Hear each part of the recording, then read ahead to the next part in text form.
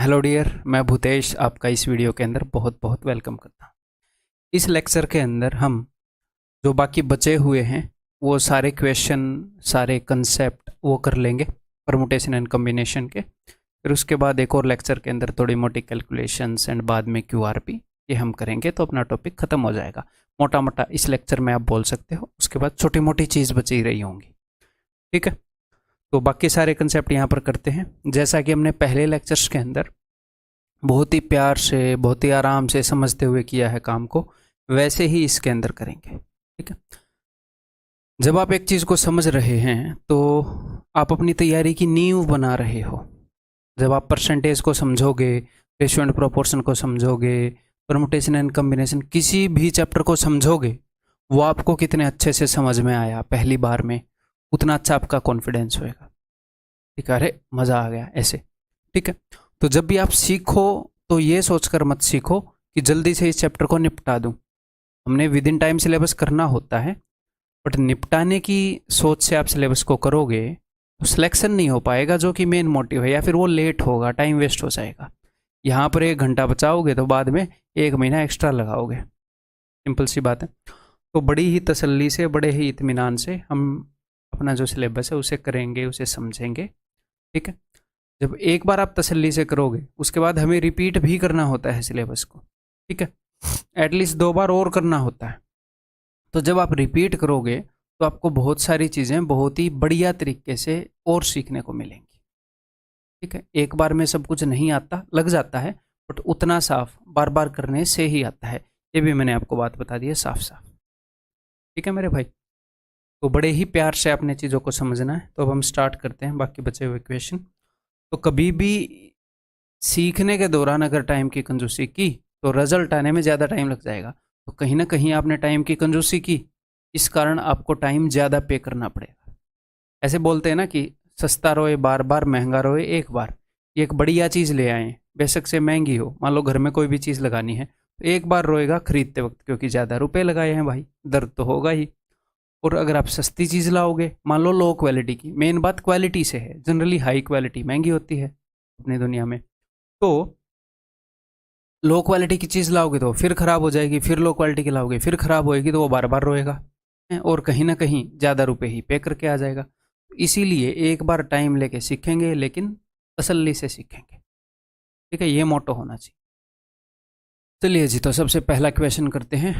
If the different permutations of all the letters of the word examination, ये जो word है examination, इसकी सारी परमुटेशन यानी कि इसकी जो सारी अरेंजमेंट है वो लिस्ट कर दी है।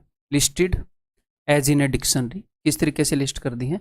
जैसे एक डिक्शनरी के अंदर होती हैं। ठीक है जी, डिक्शनरी के अंदर कैसे होती हैं? अल्फ़ाबेटिकली। पहले ए को प्रायोरिटी दी जाएगी, फिर बी को प्रायोरिटी दी जाएगी, फिर सी को प्रायोरिटी दी जाएगी, इस तरीके से। अगर आपको डिक्शनरी देखनी आती है तो ये ईजी रहेगा, नहीं तो फिर मैं सिखा नहीं पाऊंगा। एटलीस्ट डिक्शनरी देखनी आपको आनी चाहिए कि डिक्शनरी में वर्ड कैसे अरेंज होते हैं जब आप वर्ड ढूंढते हो, तो वो वाला मामला। ठीक, पहले छोटा नंबर होता है, फिर बड़ा, फिर बड़ा, फिर बड़ा, ऐसे होता है। ठीक, तो एटलीस्ट डिक्शनरी देखनी आनी चाहिए, फिर ये क्वेश्चन हो जाएगा। फिर कोई डिक्शनरी देखने वाले लॉजिक की एटलीस्ट कमी नहीं रहेगी। और बाकी उसके अंदर भी मैं हाथ बटाने की कोशिश करूंगा पूरी पूरी। How many words are there in this list before the first word starting with ई?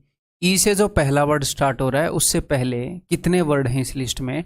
अगर हम इससे बनने वाले सारे वर्ड्स को डिक्शनरी वाइज अरेंज करते तो डिक्शनरी में सबसे पहले क्या आएगा? ए से बने वर्ड, फिर बी से बने वर्ड, फिर सी से बने वर्ड। ठीक है, तो ई से पहले ऐसी क्या क्या, कौन कौन सा लेटर है यहाँ पर जो ए बी सी डी के अंदर, अल्फ़ाबेट्स के अंदर ई से पहला आता है? एक तो ए है। आप बोलोगे सर ए 2 बार है, डजंट मैटर, एक बार सर्वे देख लो कौन कौन सा है।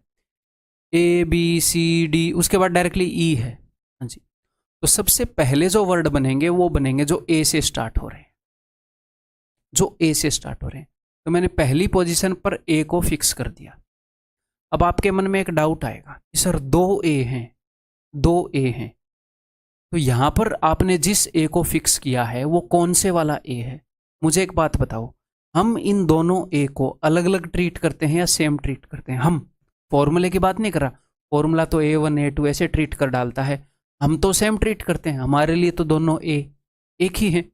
फॉर्मूला गलत ट्रीट करता है तो उसको बाद में हम करेक्ट भी करते हैं। तो हमारे लिए तो ये उठा लो या ये उठा लो, इन दोनों में से कोई भी ए उठा लो, सेम ही बात है। एक ही तरीका है ए उठाने का। ए उठाने का कितना तरीका है? एक ही तरीका है। ये वाली ए और वो वाली ए सेम ही है हमारे लिए। तो यहाँ पर मैंने इनमें से कोई भी ए उठा के यहाँ पर रख दी। उसके ये नहीं है कि उसके दो तरीके हैं, एक ही तरीका है, ठीक है। तो मैंने एक ए यहाँ पर रख दी। अब टोटल इसके अंदर लेटर कितने हैं? 1 2 3 4 5 6 7 8 9 10 11 लेटर हैं। तो इसके बाद 10 लेटर और आएंगे। ए से कितने वर्ड बन सकते हैं? 1 2 3 4 5 6 7 8 9 10। ए से उतने वर्ड बन सकते हैं टोटल, ए से स्टार्ट होते हुए, जो बाकी के 10 लेटर हैं वो जितने वेज में अरेंज हो सकते हैं। अगर मान लो ए को यहाँ पर फिक्स करने के बाद इसके बाद के जो लेटर हैं वो अगर 1000 तरीकों से अरेंज हो सकते हैं, तो 1000 वर्ड बन सकते हैं जो ए से स्टार्ट होंगे। तो हम ये देखेंगे इनमें से किसी भी ए को मैंने उठाया, सेम बात है, किसी भी ए को उठा लो, उसको यहाँ पर मैंने फिक्स कर दिया, तो बाकी जो बचे खुचे लेटर हैं वो कितने वेज में अरेंज हो सकते हैं। तो देखते हैं, बाकी बचे खुचे लेटर हैं 10, तो वो 10 फैक्टोरियल वेज में अरेंज हो सकते हैं। अगर मान लो इनमें से किसी भी ए को मैंने रख दिया, स्टार्टिंग में मैंने वो ए काट दी, इस ए को उठाकर मैंने यहाँ रख दिया, ठीक है। अब इस ए के अलावा बाकी सारों को अरेंज करना है, तो बाकी सारे 10 बचे हैं। इसमें से कोई रिपीट हो रहा है? ई रिपीट हो रहा है? नहीं। एक्स नहीं, एम नहीं, आई हो, हाँ आई हो रहा है, 2 फैक्टोरियल। एन हो रहा है, 2 फैक्टोरियल, ठीक है। ए आप बोलोगे सर हो रहा है, नहीं, जो बचे खुचे हैं उनमें पूछ रहा हूं। ये ए तो मैंने यहां पर इनमें से कोई भी ए उठाऊंगा, ए उठाने का एक ही तरीका है, इन दो में से कोई भी एक उठा लो, ये दोनों अलग अलग ए नहीं है, मैंने उठाई एक ही बात है, यहां रख दी। जो बचे खुचे हैं उनके अरेंजमेंट पूछ रहा हूं। ये ए तो बेचारा यहीं पर फिक्स है, ठीक, ओके जी। तो बचे खुचे लेटर्स में ए 2 बार आ रहा है क्या? नहीं आ रहा। टी आई देख लिया हमने, ओ एन सब कुछ देख लिया। ए अगर स्टार्टिंग में फिक्स होगा तो इतने वर्ड बन सकते हैं। तो लेट अस सी। तो 2 फैक्टोरियल और 2 फैक्टोरियल क्या होता है? 2 × 2 4। तो मैं यहाँ पर 4 को छोड़कर बाकी सब लिख दूंगा। 10 9 8 7 6 5, 4 कट गया है इससे, ठीक है दोस्त। तो 2, तो इनको देखते हैं भाई क्या आएगा। इक्वल टू 5 और 2 से 1 10 बन गया, एक ये 10 रहा, तो 2 0 मैंने लगा दी। तो 6 दिए 18 18 7 या फिर 18 7 कितना होता है? 126। इन तीनों से मिलकर क्या बन गया? 126 को 8 गुना कर दो। कोई और तरीका था क्या बढ़िया सा गुणा करने का? 9 8 72, चलो छोड़ो, ठीक है। एक बार 8 से गुणा करते हैं, एक बार 9 से। 8 6 48, 4 8 × 12 12 8 96 और 4 100। फिर मैं 9 से गुणा करूँगा, 9 8 72, 9 1 9। तो कितने बन गए? ये बन गए 9,07,200। टोटल इतने वर्ड बन सकते हैं जो ए से स्टार्ट हो रहे हैं। उसके बाद नेक्स्ट जो वर्ड स्टार्ट होएगा, ए के बाद अगला कौन सा अल्फ़ाबेट है जो यहाँ पर है? सर वो तो ई है। तो ए के बाद अब ई से स्टार्ट होने वाले वर्ड बनेंगे। और इसने क्या बोला था कि how many words are there in the list before the first word starting with E. E से स्टार्ट होने वाले वर्ड से पहले कितने हैं? तो पहले इतने हैं दोस्त। ई से स्टार्ट होने वाले से पहले वो होंगे जो ए से स्टार्ट हो रहे हैं। सर अगर उसने A B C D E F G H I, मान लो सर उसने अगर आई से स्टार्ट होने वाले से पहले पूछा होता तो हम ए से स्टार्ट होने वाले कितने बन रहे हैं वो देखते, फिर ए ई से स्टार्ट होने वाले कितने बन रहे हैं वो देखते, और फिर देखते उसके बाद आई से स्टार्ट हो रहा होता, इन दोनों को जोड़कर उत्तर दे देते। करनी है ऐसे की प्रैक्टिस। चलो फिर 3 क्वेश्चंस के अंदर अपने एग्जाम से रिलेवेंट ये कंसेप्ट जिस भी लेवल का आ सकता है वो सारा करवा दूंगा। उसी तरह का एक और क्वेश्चन,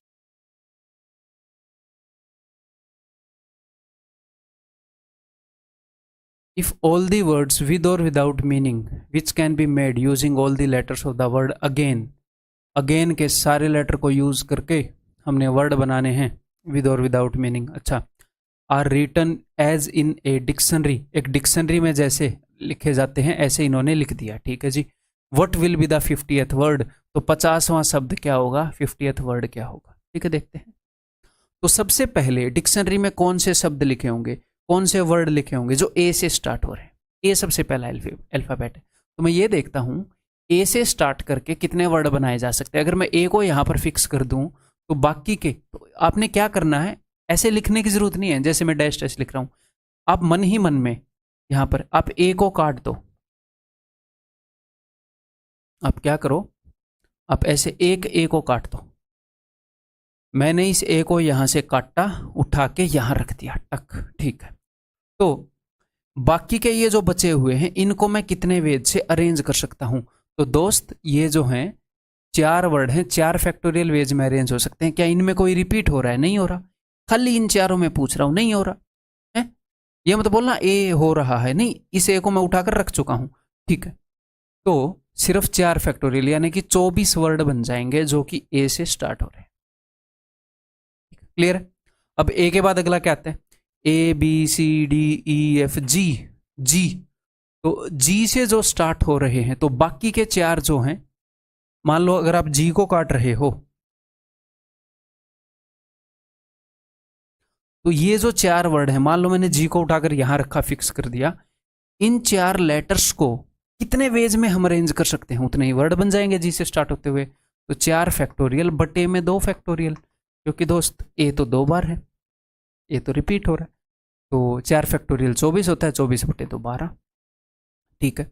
ये बोल रहा है 50वां। अब तक तो हम 36 तक पहुंचे हैं, तो आगे बनाते हैं। आगे किससे स्टार्ट होंगे word? A B C D E F G H I J K L M N. यहां पर एन है, एन है अगला, ठीक है।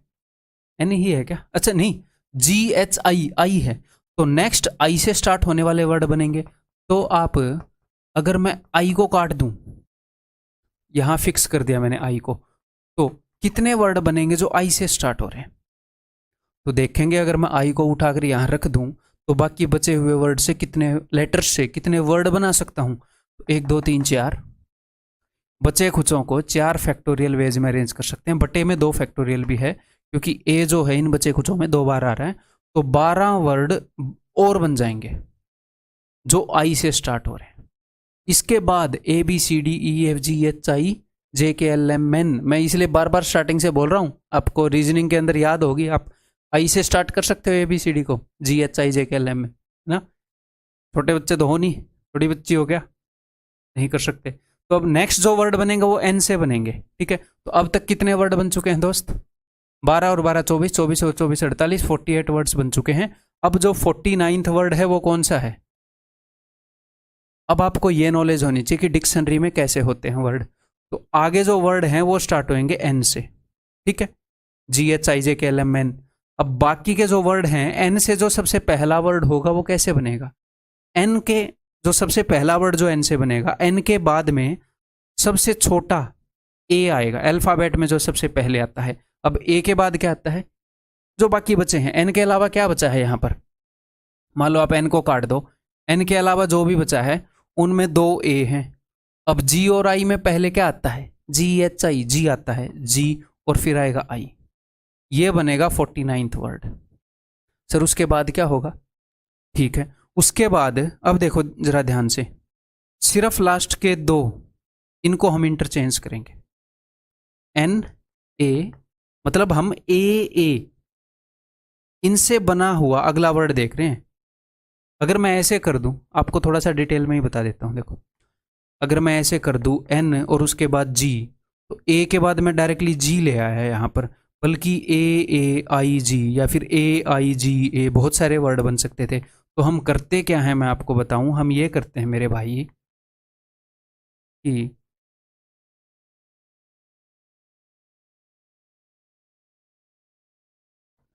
कि आपने ये वर्ड बना लिया, सारे अल्फाबेटिकली अरेंज कर लिए। जी हाँ, अब इधर वाले वर्ड को हम नहीं छेड़ते हैं, अब यहां से सेकंड वर्ड को छेड़ेंगे। यहां पर जी आया है, या फिर आप ऐसे मान सकते हो, सबसे पहले एंड के 2 वर्ड्स को इंटरचेंज करेंगे। यहां पर फिलहाल क्या आया है? यहां पर जी आया है। जी से अगला कुछ आ सकता है अल्फाबेट? जी आ सकता है। जी के बाद जी एच आई, आई है ना, तो एन ए आई जी, ठीक है, क्लियर है। जी के बाद अल्फ़ाबेट में आई आ रहा है। तो सबसे पहले क्या करेंगे, लास्ट 2 लेटर से बने हुए का सारे कॉम्बिनेशन देखते हैं, फिर उसके बाद लास्ट 3 लेटर से बने हुए का कॉम्बिनेशन देखेंगे, फिर लास्ट 4, ऐसे करके वर्ड चेंज होते हैं। तो ये है 50वां वर्ड। क्लियर है? मतलब मैं डायरेक्टली इसको चेंज नहीं करूंगा ना, यहां पर जी थोड़ी ना लिख दूंगा। तो पहले मैं क्या करूंगा, लास्ट के 2 वर्ड से बने हुए कॉम्बिनेशन देखूंगा, फिर मैं लास्ट के 3 वर्ड से, फिर लास्ट 4 से, फिर जाकर 5वां वर्ड चेंज होता है। पहले एन वाले बनते हैं, एन ए ऐसे। उम्मीद है कि आप समझ गए होंगे ये डिक्शनरी कैसे देखते हैं, उस नॉलेज के ऊपर बेस्ड है चीज़। तो नाइग बनेगा ऑप्शन बी। ठीक है भाई, क्लियर है? तो जो अपने एग्जाम का लेवल है उसे सारा कवर कर रहा हूँ, आप डरना मत कि ऐसे हो गया वैसे हो गया, जो भी होएगा पहले ही बता रहा हूँ। ये देखो, अब जैसे ये एग्ज़ाम जो है ये कंडक्ट किया था भाई, एसएससी ने ही कंडक्ट किया था, टीसीएस ने ही। दिल्ली पुलिस का हेड कांस्टेबल का एग्ज़ाम तो अपने CGL, CHSL, MTS, CPO level का ही है। तो उसके अंदर ये क्वेश्चन पूछा गया है, देखो इसे करने की कोशिश करो आप। Using all the letters KNAGA 5 letter words are made, okay, with or without meaning, okay, if these words are arranged as in a dictionary, अगर इन वर्ड्स को ऐसे अरेंज किया गया है जैसे कि एक डिक्शनरी में अरेंज किया जाता है, the word this will appear at what place, तो ये वाला वर्ड किस प्लेस पर अपीयर करेगा। ठीक है जी, देखते हैं। तो एन से स्टार्ट होने वाला वर्ड पूछा है, तो सबसे पहले कौन से वर्ड आएंगे, सबसे पहले वर्ड आएंगे जो ए से स्टार्ट हो रहे हैं। तो मैंने यहां से एक ए उठाया, या फिर ऐसे ही कर देता हूं, यहां से मैंने एक ए उठाया, यहां फिक्स कर दिया। तो मैं देखना चाह रहा हूं ए से स्टार्ट होने वाले कितने वर्ड हैं। तो देखो भाई, एक ए उठाकर मैंने यहां रख दिया, बाकी के 4 लेटर कितने वेज में अरेंज हो सकते हैं, 4 फैक्टोरियल वेज में। क्या कोई रिपीटेशन वगैरह है? नहीं, एक ए तो मैं उठा चुका हूं, एक ही ए बचा है, कोई रिपीटेशन नहीं है। तो 24 वर्ड बन सकते हैं जो ए से स्टार्ट होंगे। अब इस ए के बाद अगला क्या होएगा, देखो ABCDEFG, जी आएगा। मैंने जी को उठाया और यहां पटका और देखा बाकी 4 लेटर को मैं कितने वेज में अरेंज कर सकता हूं। तो इस जी के अलावा 4 लेटर हैं तो 4 फैक्टोरियल वेज, बटे में 2 लेटर रिपीट भी हो रहे हैं, ये जो ए है, 2 आइडेंटिकल भी हैं, 2 सेम भी हैं, तो 2 फैक्टोरियल, बटे में 12, बटे में 12 क्या मतलब 24 बटे में 2 12। ठीक है, ओके। अब जी के बाद अगला क्या होता है, जी के बाद अगला होता है भाई के, GHIJK, के बनेगा। तो अब के से स्टार्ट होने वाले लेटर होंगे, तो अगर मैंने के को उठाकर वहां पर रख दिया तो के अलावा 4 हैं, 4 फैक्टोरियल वेज में अरेंज हो सकते हैं, लेकिन 2 सेम हैं, 2 आइडेंटिकल हैं, ए और ए। तो 12 वर्ड और बन जाएंगे के से स्टार्ट होते हुए। तो टोटल कितने वर्ड हो गए, टोटल 48 वर्ड्स हो गए अभी। अब बारी आएगी, मैंने क्यों गिन लिए, क्योंकि के बाद अब बारी आएगी एन से बने हुए लेटर्स की। तो एन से बने हुए लेटर अब बनने स्टार्ट होंगे। अब हाँ, कई बच्चों को ये लगेगा सर 48 बन गए, उसने 49-50वां ही पूछ लिया, अगर उसने 60वां पूछ लिया तो वो नहीं पूछेगा। ठीक है, वो नहीं पूछेगा, फिर हम पर्सनली मिलने जाएंगे उससे कि हाँ भाई क्या प्रॉब्लम है। लॉजिकल चीज़ पूछ सकता है, टाइम बेस्ड एग्जाम है। 60वां पूछेगा तो हम कर सकते हैं, बट उसमें मान लो काफ़ी ज़्यादा टाइम लगेगा तो अपने एग्जाम से रिलेवेंट क्वेश्चन वो रह नहीं जाता फिर। तो ये टेंशन नहीं लेनी, वो इलॉजिकल चीज़ नहीं पूछ सकता। जब भी एसएससी ने इलॉजिकल चीज़ पूछी उसने बाद में माफ़ी मांगी है कि सॉरी हमसे गलती हो गई। एक बार उन्होंने पूछ लिया था 2014 का शायद पेपर था, 2013 या 14 का एक पेपर था, पता नहीं कौन से एग्जाम का, ईयर 1 था, कि इनमें से कौन सी एक्ट्रेस की हाइट लंबी है, ऐसे पूछ लिया। और दीपिका पादुकोण, ऐश्वर्या राय, ऐसे। तो बाद में वी आर सॉरी फॉर ऐसे उन्होंने नोटिस भी निकाला, क्योंकि अब हम मतलब एक्टरों के डोले, एक्ट्रेस की हाइट ये नापते फिरेंगे अब एस्पिरेंट। इलॉजिकल क्वेश्चन नहीं पूछेगा, है ना। ठीक, तो एन से स्टार्ट होने वाले वर्ड, तो एन के अलावा अब मैं अल्फाबेटिकली इनको अरेंज कर रहा हूं। एन के अलावा जो भी लेटर बचे हैं इनमें सबसे पहले क्या आता है, ए, फिर उसके बाद क्या आता है जी, फिर क्या आता है के। तो ये बनेगा 49वां वर्ड। उसने क्या पूछा है, NAAKG। ठीक है, अब आपने अगर अगला वर्ड बनाना है तो इन 2 की देखो, लास्ट 2 की सारी पॉसिबिलिटी क्या है, NAA, अब आएगा KG, ठीक है, क्योंकि जी से बड़ा है के। ठीक है, तो ये हो जाएगा अपना 50th वर्ड। ठीक है मेरे भाई, आंसर विल बी ऑप्शन है, आंसर विल बी ऑप्शन है। अगर अब आपको लगे कि सर 51st वर्ड अगर पूछ लिया तो कोई नहीं, वो भी मैं बता देता हूं। देखो, लास्ट के दो वर्ड की तो सारी कॉम्बिनेशन हो ही गई, जी के जी, है ना। मैंने इस जी की जगह अगला वर्ड रख के देख लिया अल्फाबेट में। ठीक है, अब मैं इस ए की जगह रखूंगा अगला वर्ड। ठीक है, तो देखो एन ए। अब तीसरे नंबर पर देखो,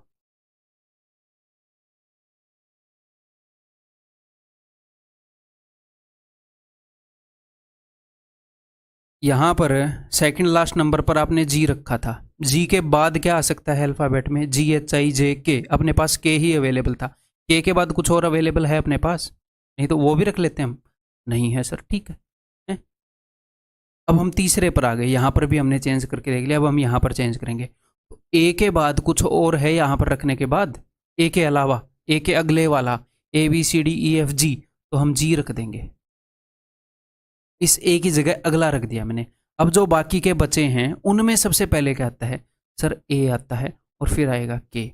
अगला 51वां ये बन जाएगा। फिर मैं लास्ट दो को फिर से स्विच करूंगा, के ए, ऐसे। ठीक, क्लियर? ऐसे चलते हैं, इतनी ज्यादा डिटेल में जानकारी की जरूरत भी नहीं है। वो 1 2 3 वाला ही पूछेगा आगे, नहीं तो फिर सेंस नहीं बनाएगा हमारे एग्जाम के लिए question. From a group of 5 men and 7 women, in how many ways we can select 3 men and 4 women? अभी कुछ कॉम्बिनेशन के क्वेश्चन करते हैं भाई। तो यहाँ पर पूछा है उसने कि 5 मैन हैं और 7 वीमेन हैं, इनमें से कितने तरीकों में हम सेलेक्ट कर सकते हैं? अरेंजमेंट वगैरह की बात नहीं हो रही, सिर्फ बोल रहा है कितने तरीकों में सेलेक्ट कर सकते हैं। ठीक है, 3 मैन को और 4 वीमेन को। तो 3 मैन कहाँ से सिलेक्ट करने हैं? 5 मैन है, उनमें से 3 मैन सिलेक्ट करने हैं। तो 5 चीजों में से 3 चीजें कितने तरीकों में सिलेक्ट कर सकते हो? 5C3।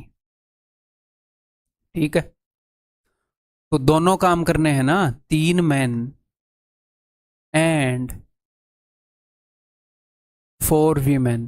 दोनों काम करने हैं या एक करना है? ऐसा तो नहीं बोला ना, या तो 3 मैन छाड़ दो या 4 वीमेन छाड़ दो, तो फिर तो बीच में प्लस आ जाता और होता। तो उसने बोला ये काम भी कर दो और बेटा ये काम भी कर दो, दोनों काम करने हैं। इस काम के करने के इतने तरीके हैं, दूसरे काम को करने के कितने तरीके होंगे? 7 औरतों में से 4 औरतें छाटनी है, तो 7C4। इस काम को करने के इतने तरीके हैं, तो दोनों कामों को करने के कितने तरीके हो जाएंगे? मिलकर गुणा। बेसिक प्रिंसिपल ऑफ मल्टीप्लीकेशन बता रहा हूं। अब 5C3। अब मेरी बात सुनो, मैंने आपको क्या बताया है कि अगर 10 में से मैं 3 बंदों को छाट लूं या मैं 10 में से 7 बंदों को छाट लूं, बात एक ही है। ठीक है, 7 और 3 10 है। तो 5C3 की जगह मन ही मन में 5C2 सोच सकते हो, ये कैलकुलेशन करने में आसानी देगा। 7C4 की जगह मन ही मन में 7C3 सोच सकते हो। फिर आप मन ही मन में यहां पर क्या करते? देखो, नीचे 2 है तो आपको 2 तक जाना पड़ेगा, 3 था तो 3 तक जाना पड़ता। तो 5 × 4/2, 20/2, तो ये तो 10 है। 7C3, तो 7 × 6 × 5 और बटे में 3 फैक्टोरियल जो कि 6 होता है, तो 6 कट जाएगा, 35 होएगा। लिख कर दिखाऊं 7C3, 7 × 6 × 5 बटे में 3 फैक्टोरियल है जो कि 6 होता है। 3 फैक्टोरियल, 4 फैक्टोरियल, इनको खोल कर देखने की जरूरत नहीं होनी चाहिए, 8 फैक्टोरियल तक याद कर लो। जनरली आपको जरूरत पड़ती है 6 फैक्टोरियल तक बार बार यूज होता है, बट 8 तक याद कर लो, रिमेम्बरेबल, मेमोराइजेबल है, मेमोरेबल है, वो याद रखा जा सकता है। ठीक है, 7 × 5 = 35, तो 350 तरीके हैं ये काम करने के। नॉर्मली हमें पता नहीं लगता ना कि 5 बंदों में से 3 बंदे छाटने और 7 महिलाओं में से 4 महिलाएं छाटनी, इस काम के भी 350 तरीके हैं क्या? देखो, इस छोटे से काम के। ठीक है, next, in how many ways we can form a committee of 5 members. 5 बंदों की कमेटी बनानी है, 5 बंदों की कोई टीम बनानी है। From 5 men and 5 women in such a way, इस तरीके से, ताकि more women are selected than men, ताकि पुरुषों की तुलना में अधिक महिलाओं का चयन हो। महिलाएं ज़्यादा सेलेक्ट करनी है तो कोई दिक्कत नहीं है। ठीक, यहाँ पर मैं लिखूंगा मैन कितने सिलेक्ट हुए, यहाँ पर वीमेन कितने सिलेक्ट हुए। तो देखो महिलाएं ज़्यादा सिलेक्ट करनी है, तो एक तो ये तरीका है सारी महिलाएं सिलेक्ट कर लो, बंदों को सिलेक्ट ही मत करो, मैनों को, ठीक है, मतलब कि आदमियों को। तो 5 बंदे सिलेक्ट करने हैं, 5 मेंबर की कमेटी बनानी है, तो 5 महिलाओं में से मैंने 5 की 5 महिलाएं चूज कर ली। और मैन कितने सिलेक्ट किए, 5 मैन में से 0 मैन सिलेक्ट कर लिए। मैन मैंने 0 सिलेक्ट कर लिए, महिलाएं 5 सिलेक्ट कर ली। या तो ये हो सकता है कि 5 औरतें ले लो, 0 आदमी ले लो। ये मैंने मैन और वीमेन उल्टा लिख दिया, ठीक। या क्या होएगा, या फिर 4 महिलाएं ले लो और 1 मैन ले लो, हो सकता है ऐसा, हाँ।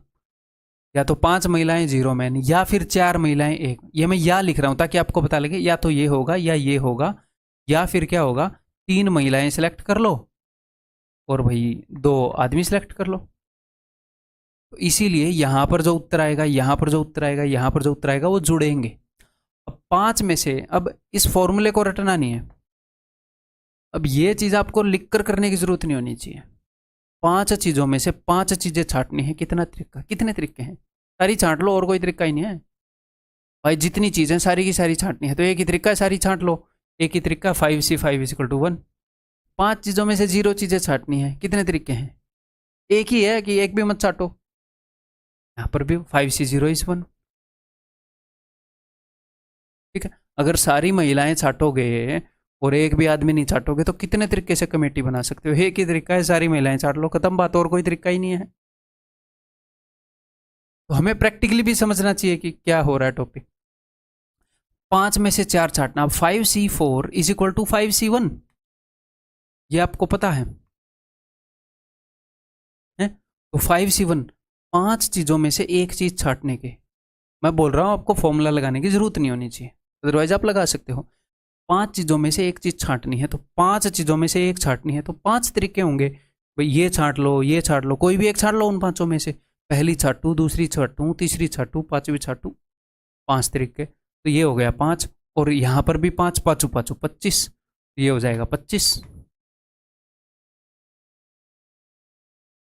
या फिर क्या होगा, अब 5 में से 3 चीज छांटना = 5C2।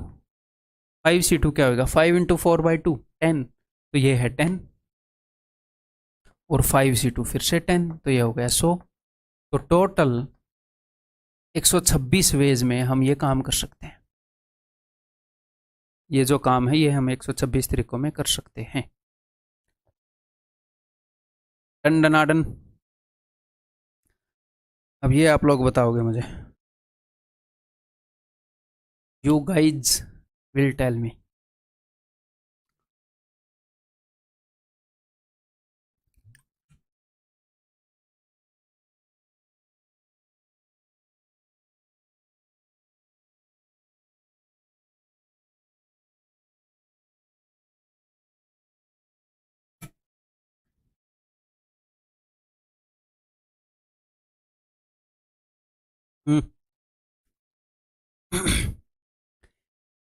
In how many ways a basketball team comprised of 6 players, तो 6 प्लेयर छाटने भाई एक बास्केटबॉल टीम के अंदर, तो कितने तरीकों में बनाई जा सकती है बास्केटबॉल की टीम।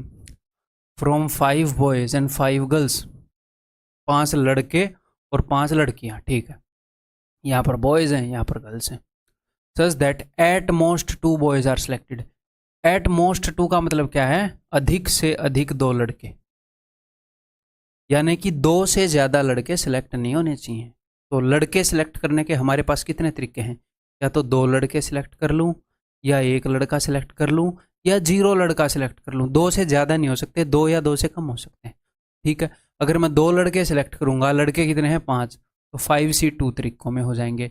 तो अगर लड़के 2 सिलेक्ट करने हैं तो टोटल 6 बंदे सिलेक्ट करने हैं, तो लड़कियां 4 सिलेक्ट करनी पड़ेंगी। लड़की कितनी है, 5 है, 5 में से 4 लड़कियां छांट ली। अगर मैं 1 लड़का सिलेक्ट करूंगा तो लड़कियां 5 सिलेक्ट करने पड़ेंगी, 5C5। अगर मैं 0 लड़के सिलेक्ट करूंगा तो लड़कियां 6 सिलेक्ट करनी पड़ेंगी। लेकिन क्या हम 5 में से 6 लड़कियां सिलेक्ट कर सकते हैं, नहीं सिलेक्ट कर सकते। 5 में से 6 कैसे सिलेक्ट करेंगे, फिर तो मैं ये करूंगा कि ये जो 2 बंदे हैं, इन 2 बंदों में से 100 बंदे खेत की कटाई कर दो। 100 बंदे कटाई करेंगे तो बड़ा जल्दी खेत ये फसल कट जाएगी। 2 ही बंदों से काम करवा लिया, बोला 2 में से 100 कटाई कर दो, बाकी मेरे पीछे आओ, जैसे वो करता था शोले में, आधे उधर आधे इधर आधे मेरे पीछे। तो 5 में से 6 बंदे यू कैन नॉट सेलेक्ट, तो ये वाला केस होगा नहीं। क्लियर है, ये 2 ही केस होंगे। चलिए रगड़ देते हैं, या ये वाला केस होगा या ये वाला। अब इतना तो समझ गए हो ना, ये बार बार नहीं बोलना पड़ेगा ना। या ये वाला केस होगा, 2 लड़के और 4 लड़कियां, या फिर 1 लड़का 5 लड़कियां, इन दोनों को जोड़ूंगा मैं, इनके जो भी आउटकम आएंगे। ठीक है जी। 5C2 = 10, 5C4 = 5, उत्तर = 50। 5C4 है, मैंने 5C1 किया, ये उसके बराबर है। ठीक है, 5C1 5, ये हो गया 1, तो 5 × 1 5। अब ये सोल्व करना आपकी जिम्मेवारी, अच्छे से समझा चुका हूं। Option D.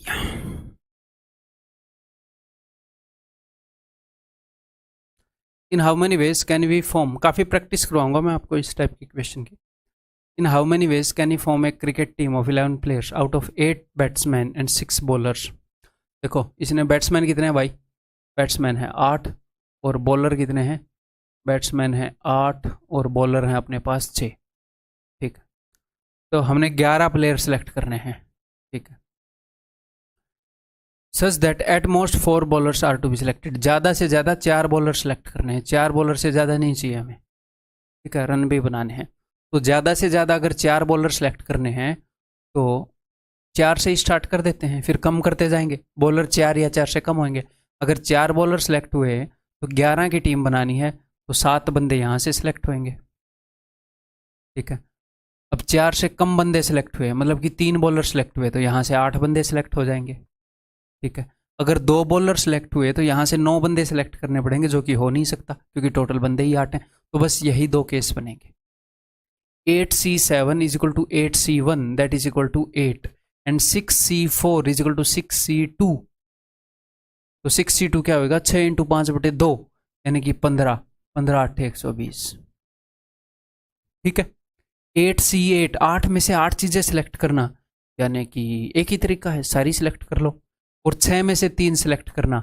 अब देखो 6C3, 6 5 4, नीचे 3 फैक्टोरियल होता है जो कि 6 होता है, तो 3 फैक्टोरियल से 6 कट गया, 5 और 4 20। मैं जैसे बोल रहा हूं वैसे सोचो, लिखकर तो आप कर ही लोगे, वैसे सोचने की कोशिश करो। Next, among 18 members of a cricket club, 18 बंदे हैं क्रिकेट क्लब के, there are 2 wicket keepers and 5 bowlers. ठीक है ji. In how many ways can a team of 11 players be selected to include only 1 of the wicket keeper, एक wicket keeper छांटना है। ठीक है, and at least 3 bowler. At least 3 bowler का क्या मतलब है कि बॉलर कम से कम 3 होने चाहिए, 3 या 3 से ज़्यादा चले जाएंगे, कम से कम 3, 3 से कम नहीं चलेंगे भैया, 3 हो या 3 से ज़्यादा कितने भी हो। तो ठीक है, तो एक तो विकेट कीपर होएगा, एक ये बॉलर होंगे, ये लो बॉलर बाउलर ऐसे ही। ठीक है, बॉलर होंगे और ये बैट्समैन होंगे। ठीक है, तो देखो विकेट कीपर छांटने के कितने तरीके हैं भैया, एक ही तरीका है, एक ही विकेट कीपर छांटना है। तो ये क्या बोल रहे हैं, 1 ऑफ द विकेट कीपर, तो विकेट कीपर कितने हैं 2, तो 2 में से एक बंदा छांटना है। ठीक है, मान लो हमने एक विकेट कीपर छांट लिया और इसने बोला है एट लीस्ट 3 बॉलर, तो कम से कम 3 बॉलर चाहिए। बॉलर कितने हैं, विकेट कीपर हैं 2, बॉलर कितने हैं, बॉलर हैं 5, तो 5 और 2 7, 18 में से 7 गए, 11 बच गए बैट्समैन। ठीक है, तो 5 बॉलर में से मैंने कितने छाटे, 3। उसने क्या बोला, एट लीस्ट 3 होने चाहिए, तो मान लो इस वाले केस में मैंने 3 छाटे। ठीक, तो 3 और 1 4, 11 की टीम बनानी है। 11 में से 4 तो छट चुके हैं, तो 11 में से 4 गए 7, बाकी के 7 बंदे मैं यहाँ से छाटूंगा इन 11 में से। अब अगला क्या हो सकता है कि विकेट कीपर तो एक ही छांटना है, पर बॉलर उसने बोला एट लीस्ट 3, कम से कम 3, 4 भी छांट सकते हो। ठीक है, 4 छांट लिए, तो 5 बंदे हो गए टीम में, 11 में से 5 गए 6, बाकी के 6 बंदे यहाँ से छांट लूंगा। ठीक है जी, ओके। नेक्स्ट केस है 2C1, विकेट कीपर हमने एक ही छांटा, बॉलर मैंने 5 के 5 छांट लिए, क्योंकि मिनिमम 3 छांटने हैं, 3 से ज़्यादा हम छांट सकते हैं, 5 के 5 छांट लिए। अब 6 बंदे हो गए, बाकी के 5 बंदे इन 11 में से छांट लेंगे, 11C5। इसके बाद क्या आप नंबर ऑफ बॉलर्स और ज़्यादा छांट सकते हो, नहीं छांट सकते, 5 में से 5 में छांट चुका हूँ, तो इसके बाद आगे केस बढ़ेंगे नहीं। बस। तो अब देखो 2C1 is equal to 2, 5C3 is equal to 5C2 जो कि होता है 10। ये रटा नहीं है, मतलब ये पता नहीं याद हो जाता है, 5 4 2 10 है। 11C7 तो ये किसके बराबर है? 11C4 के बराबर है। तो करो भाई जल्दी से। 11 मैं 4 तक जाऊंगा, 4 है तो 4 टर्म तक जाऊंगा और नीचे 4 फैक्टोरियल होएगा। इंटू 1 लिखने की जरूरत नहीं होती, टाइम बचाओ थोड़ा।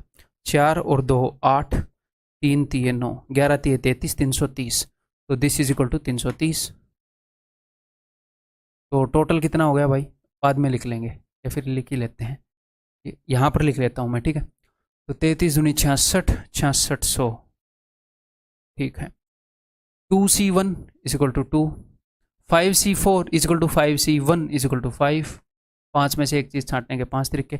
11C6 is equal to 11C5, 11C5 निकालते हैं, 5 टर्म तक जाते हैं, यहाँ पर निकालते हैं। 11 इंटू 10 इंटू 9 इंटू 8 इंटू 7, 1 2 3 4 5 तक गए और नीचे 5 फैक्टोरियल, 5 4 3 2, ठीक है। देखो 5 और 2 से तो 10 गया, और 4 से गया ये 2 पर, और 3 से गया ये 3 पर। 3 दूनी 6 7 42, 42 इंटू 11 462। तो ये तो हो गया 462, ठीक है। अगर ये 462 है तो यहाँ पर कितना हो जाएगा? 5 दूनी 10, तो 4620, ठीक है। अब आगे देखते हैं। 2C1 इज इक्वल टू 2, 5 में से 5 बंदे छांटना एक ही तरीका है, सारे छांट लो। 11C5 मैंने अभी भी कैलकुलेट किया है यहाँ पे, 11C6 11C5 के इक्वल होता है, यही क्या निकला था? ये 462 निकला था। तो 462 का डबल ये हो जाएगा 9 2 4, 46 का डबल 92, 2 का डबल 4, ऐसे किया है मैंने, ठीक है। आगे देखते हैं। 4 4 एंड में 2 4 आ रहे हैं, एक ही, ठीक है। क्लियर है? यही है ऑप्शन सी। ये आया हुआ क्वेश्चन है, देखा आपने? तो भाई पैटर्न के ऊपर बहुत ही स्ट्रॉन्ग नज़र रहती है मेरी।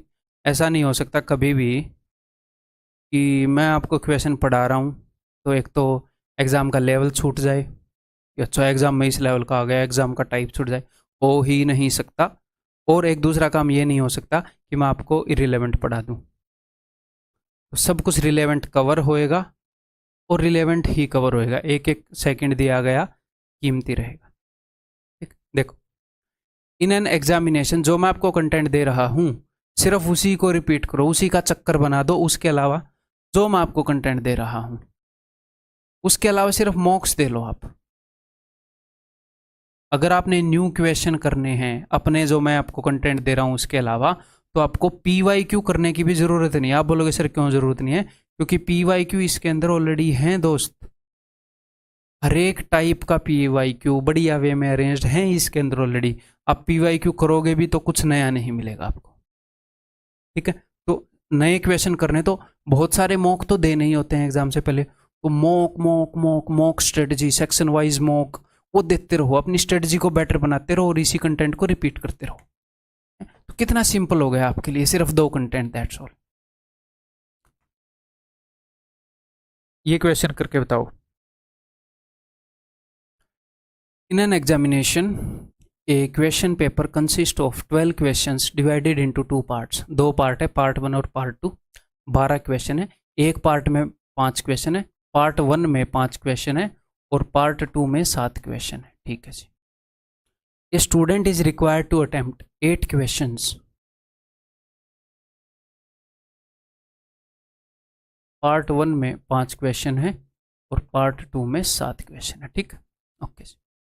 Student is required to attempt 8 question in all, उसको 8 क्वेश्चन अटेम्प्ट करने हैं। सिलेक्टिंग एट लीस्ट 3, कम से कम 3 सिलेक्ट करेगा फ्रॉम ईच पार्ट, हर एक पार्ट से 3 सिलेक्ट करेगा, मिनिमम 3, 4 भी सिलेक्ट कर सकता है, 5 भी सिलेक्ट कर सकता है, मिनिमम 3, ठीक है ji. In how many ways can a student select the question, देखते हैं। तो मिनिमम 3 सिलेक्ट करने हैं, तो 5 में से मान लो उसने 3 सिलेक्ट कर लिए, तो फिर इसमें से कितने करने पड़ेंगे? इसमें से उसको टोटल कितने करने हैं भाई? 8। तो 8 - 3 5, इसमें से 5 सिलेक्ट करने पड़ेंगे, ठीक। अब मैं मिनिमम पे मैं लगा था कि मिनिमम 3 तो सिलेक्ट करना ही है हर एक से, तो 3 या 3 से ज़्यादा ही सिलेक्ट कर सकता है। हाँ जी सर, ये ध्यान रखना कि किसी भी सेक्शन में से 3 से कम सिलेक्ट ना हो बस, ठीक है। तो अब मैं 3 से ज़्यादा बढ़ा रहा हूँ, मैं मिनिमम पे लगा था कि मिनिमम 3 सिलेक्ट कर सकता है। अगला केस बन सकता है 4 सिलेक्ट कर लिए, ठीक है। यहाँ से कितने सिलेक्ट करने पड़ेंगे, यहाँ से सिलेक्ट करने पड़ेंगे 4, ताकि 4 और 4 8 हो जाए। फिर मान लो उसने 3 से ज़्यादा सिलेक्ट करने, यहाँ से 5 सिलेक्ट कर लिए, तो यहाँ से 3 सिलेक्ट करेगा, ठीक है। अब यहाँ से 6 सिलेक्ट नहीं कर सकता क्योंकि 5 ही हैं, लेकिन मान लो यहाँ पर टोटल 6 होते, यहाँ पर मान लो टोटल 6 होते हैं और वो 6 में से सिलेक्ट कर पाता, 6 में से 6, फिर भी वो वाला केस नहीं होता। क्यों? क्योंकि यहाँ पर फिर उसे 2 सिलेक्ट करने पड़ते और 3 से कम किसी भी सेक्शन से करने नहीं है। इस सेक्शन से भी तो नहीं करने ना 3 से कम, तो ये भी ध्यान रखना है। अगर यहाँ पर 6 होते तो भी अगला केस नहीं आता, ठीक है। पकड़ दें अब इनको। 5C3 होता है 5C2 जो कि 10 होता है, 7C5 होता है 7C2, ये क्या है 5C2।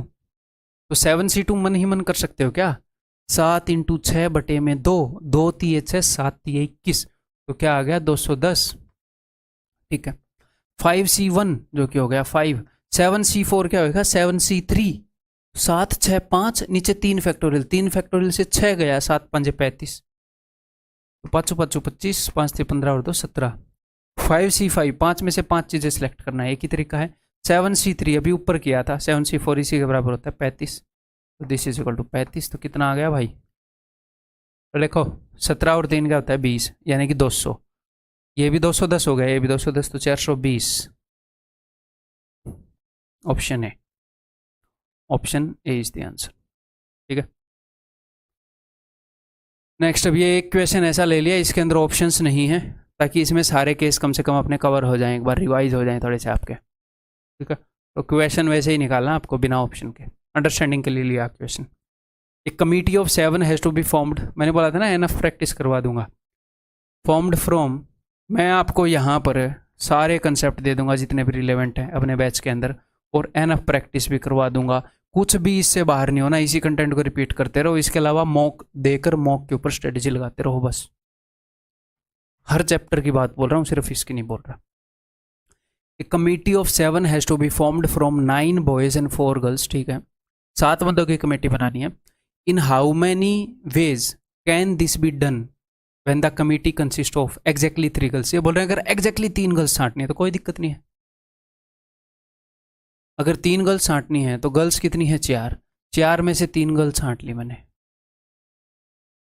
कमेटी कितने बंदों की बनानी है 7 की, तो 7 में से 3 बंदे तो सिलेक्ट हो चुके, तो बाकी के 4 बंदे सिलेक्ट होंगे। वो 4 बंदे कहाँ से सिलेक्ट होंगे, बॉयज से, तो 9C4, this is the answer. तो 4C3 is equal to 4C1, 4 में से एक चीज़ छाटना है, यानी कि 4 तरीके। 9C4 ये क्या होएगा, 4 तक जाता हूँ, 9 8 7 6, और उसके बाद 4 फैक्टोरियल, 4 और 2 से 8 गया, 3 से गया 3 दूनी 6, तो 7 दूनी 14, 14 निम्न 126, 126 चौके कितने हो जाएंगे 1248, 480 और 24 504, ठीक। सेकंड, एट लीस्ट 3 गर्ल्स, तो कम से कम 3 गर्ल्स तो होनी चाहिए। तो मान लो मैंने 3 गर्ल छांट ली, या मैं 3 से ज़्यादा गर्ल भी छांट सकता हूँ, कम से कम 3 गर्ल होनी चाहिए। तो 3 गर्ल हों 4 गर्ल हों, 5 तो कर नहीं सकते, नहीं तो आगे जाते, 4 ही कर लें तो 5 कैसे छाटें। तो अगर 3 गर्ल छाटी तो ये 9C4 वाला, तो ये उत्तर तो मैंने ऊपर से ही लिख डाला 504, ठीक है। अगर 4 गर्ल छाटोगे तो टोटल 7 बंदे छाटने हैं, बाकी के 3 बॉयज़, तो 9C3, अब ये 9C3 क्या होगा,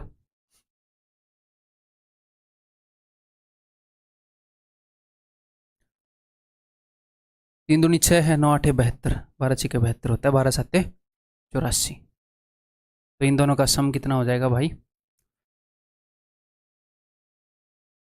588, ठीक है। अब तीसरे वाला देख लो, एट मोस्ट 3 गर्ल्स, तो ज़्यादा से ज़्यादा 3 गर्ल, तो ज़्यादा से ज़्यादा 3 गर्ल का क्या मतलब है कि लड़कियां ज़्यादा से ज़्यादा 3 होनी चाहिए, 3 से ज़्यादा नहीं होनी चाहिए, 3 से कम हो सकती हैं या बराबर हो सकती हैं, ज़्यादा नहीं होनी चाहिए। तो 3 के बराबर लो पहले, तो मान लो 3 के बराबर लड़कियां छांट ली, 3 लड़कियां छांट ली, तो बाकी के तो लड़के छांटे जाएंगे, तो 9C4, क्योंकि टोटल 7 बंदे छांटने हैं कमेटी में, ठीक है। अब आपने लड़कियां कम छांट ली तो बाकी के 5 बंदे छांटे जाएंगे। अब लड़कियां और कम छांट ली तो बाकी के 6 बंदे छांटे जाएंगे, मतलब लड़के छांटे जाएंगे।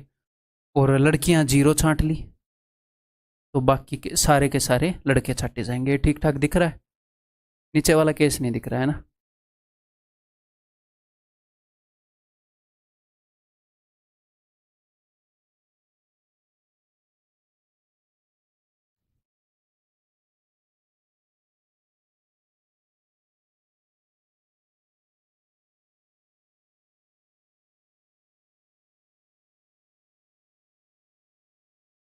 देखो, ये तो हम कर चुके हैं 3-4 वाला है ना, 504।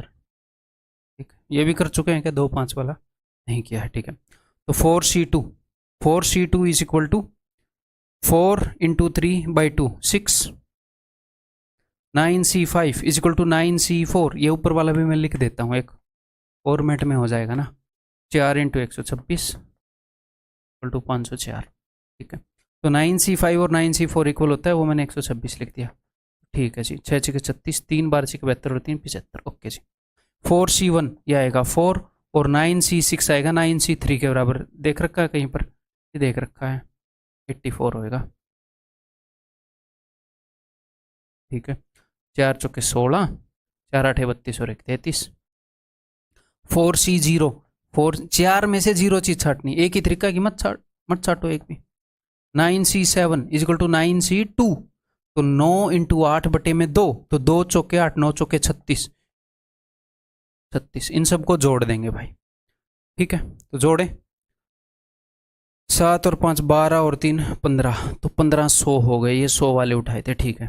5 और 3 8 और 3 11, तो 110। तो 1500 और 110 1610 ना।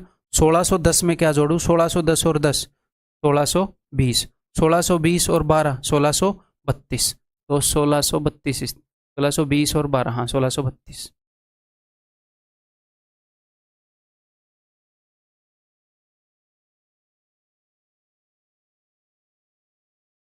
ठीक, क्लियर? आगे बढ़ जाएं। ये बताओ, इस टाइप के क्वेश्चन पहले कर चुके हैं। The English alphabet has 5 vowels and 21 consonants. ठीक है, ये बोल रहे हैं जो ABCD है अल्फ़ाबेट्स हैं, उनमें 5 वोवल होते हैं, 21 कॉन्सोनेंट होते हैं। ठीक है। How many words with 2 different vowels, कितने वर्ड बनाए जा सकते हैं जिनमें 2 अलग वोवल लें? ठीक है, जिनमें 2 वोवल लें और 2 कॉन्सोनेंट लें। 2 डिफरेंट कॉन्सोनेंट, 2 अलग अलग वोवल, 2 अलग अलग consonant can be formed from the alphabet. अब तक हम क्या कर रहे थे कि इतनी लड़कियों में से इतनी लड़कियां छाटो, इतने लड़कों में से इतने लड़के छाटो। अब हम क्या करेंगे? इतने वोवल में से इतने वोवल छाटो, इतने कॉन्सोनेंट में से इतने कॉन्सोनेंट छाटो। हाँ, लड़के लड़कियों को वो ये नहीं बोल रहा था कि बिठाना भी है, अरेंज भी करना है, बट यहाँ पर उसने क्या बोला? कितने वर्ड बनाए जा सकते हैं। तो इस टाइप का क्वेश्चन पहले भी किया है। तो पहले तो मैं छांटूंगा टोटल वोवल कितने हैं। टोटल वोवल हैं दोस्त 5, है ना। तो 5 वोवल में से 2 वोवल छाटने के कितने तरीके हैं? 5C2। और पूरे 21 कॉन्सोनेंट में से 2 कॉन्सोनेंट छाटने हैं, तो 21C2। अब 4 वर्ड छांट लिए, 4 अलग अलग वर्ड हैं, 2 अलग अलग मैंने वोवल छाटे हैं, सिलेक्ट किए हैं अभी। तो 2 वोवल छाटने के इतने तरीके, 2 कॉन्सोनेंट छाटने के इतने तरीके। अब ये चारों को कितने वेज में मैं अरेंज कर सकता हूँ, कितने वर्ड बना सकता हूँ? तो 4 फैक्टोरियल, ये उत्तर हो जाएगा। 5C2 is equal to 10, 21C2 is equal to 21 × 20/2, यानी कि 210 गुणा में 4 फैक्टोरियल इज इक्वल टू 24। ठीक है, तो 1 0 और 1 0, 2 0 लगा दी। 24 एकम 24, 24 दूनी 48 और 2 50। ठीक, क्लियर है? ठीक है,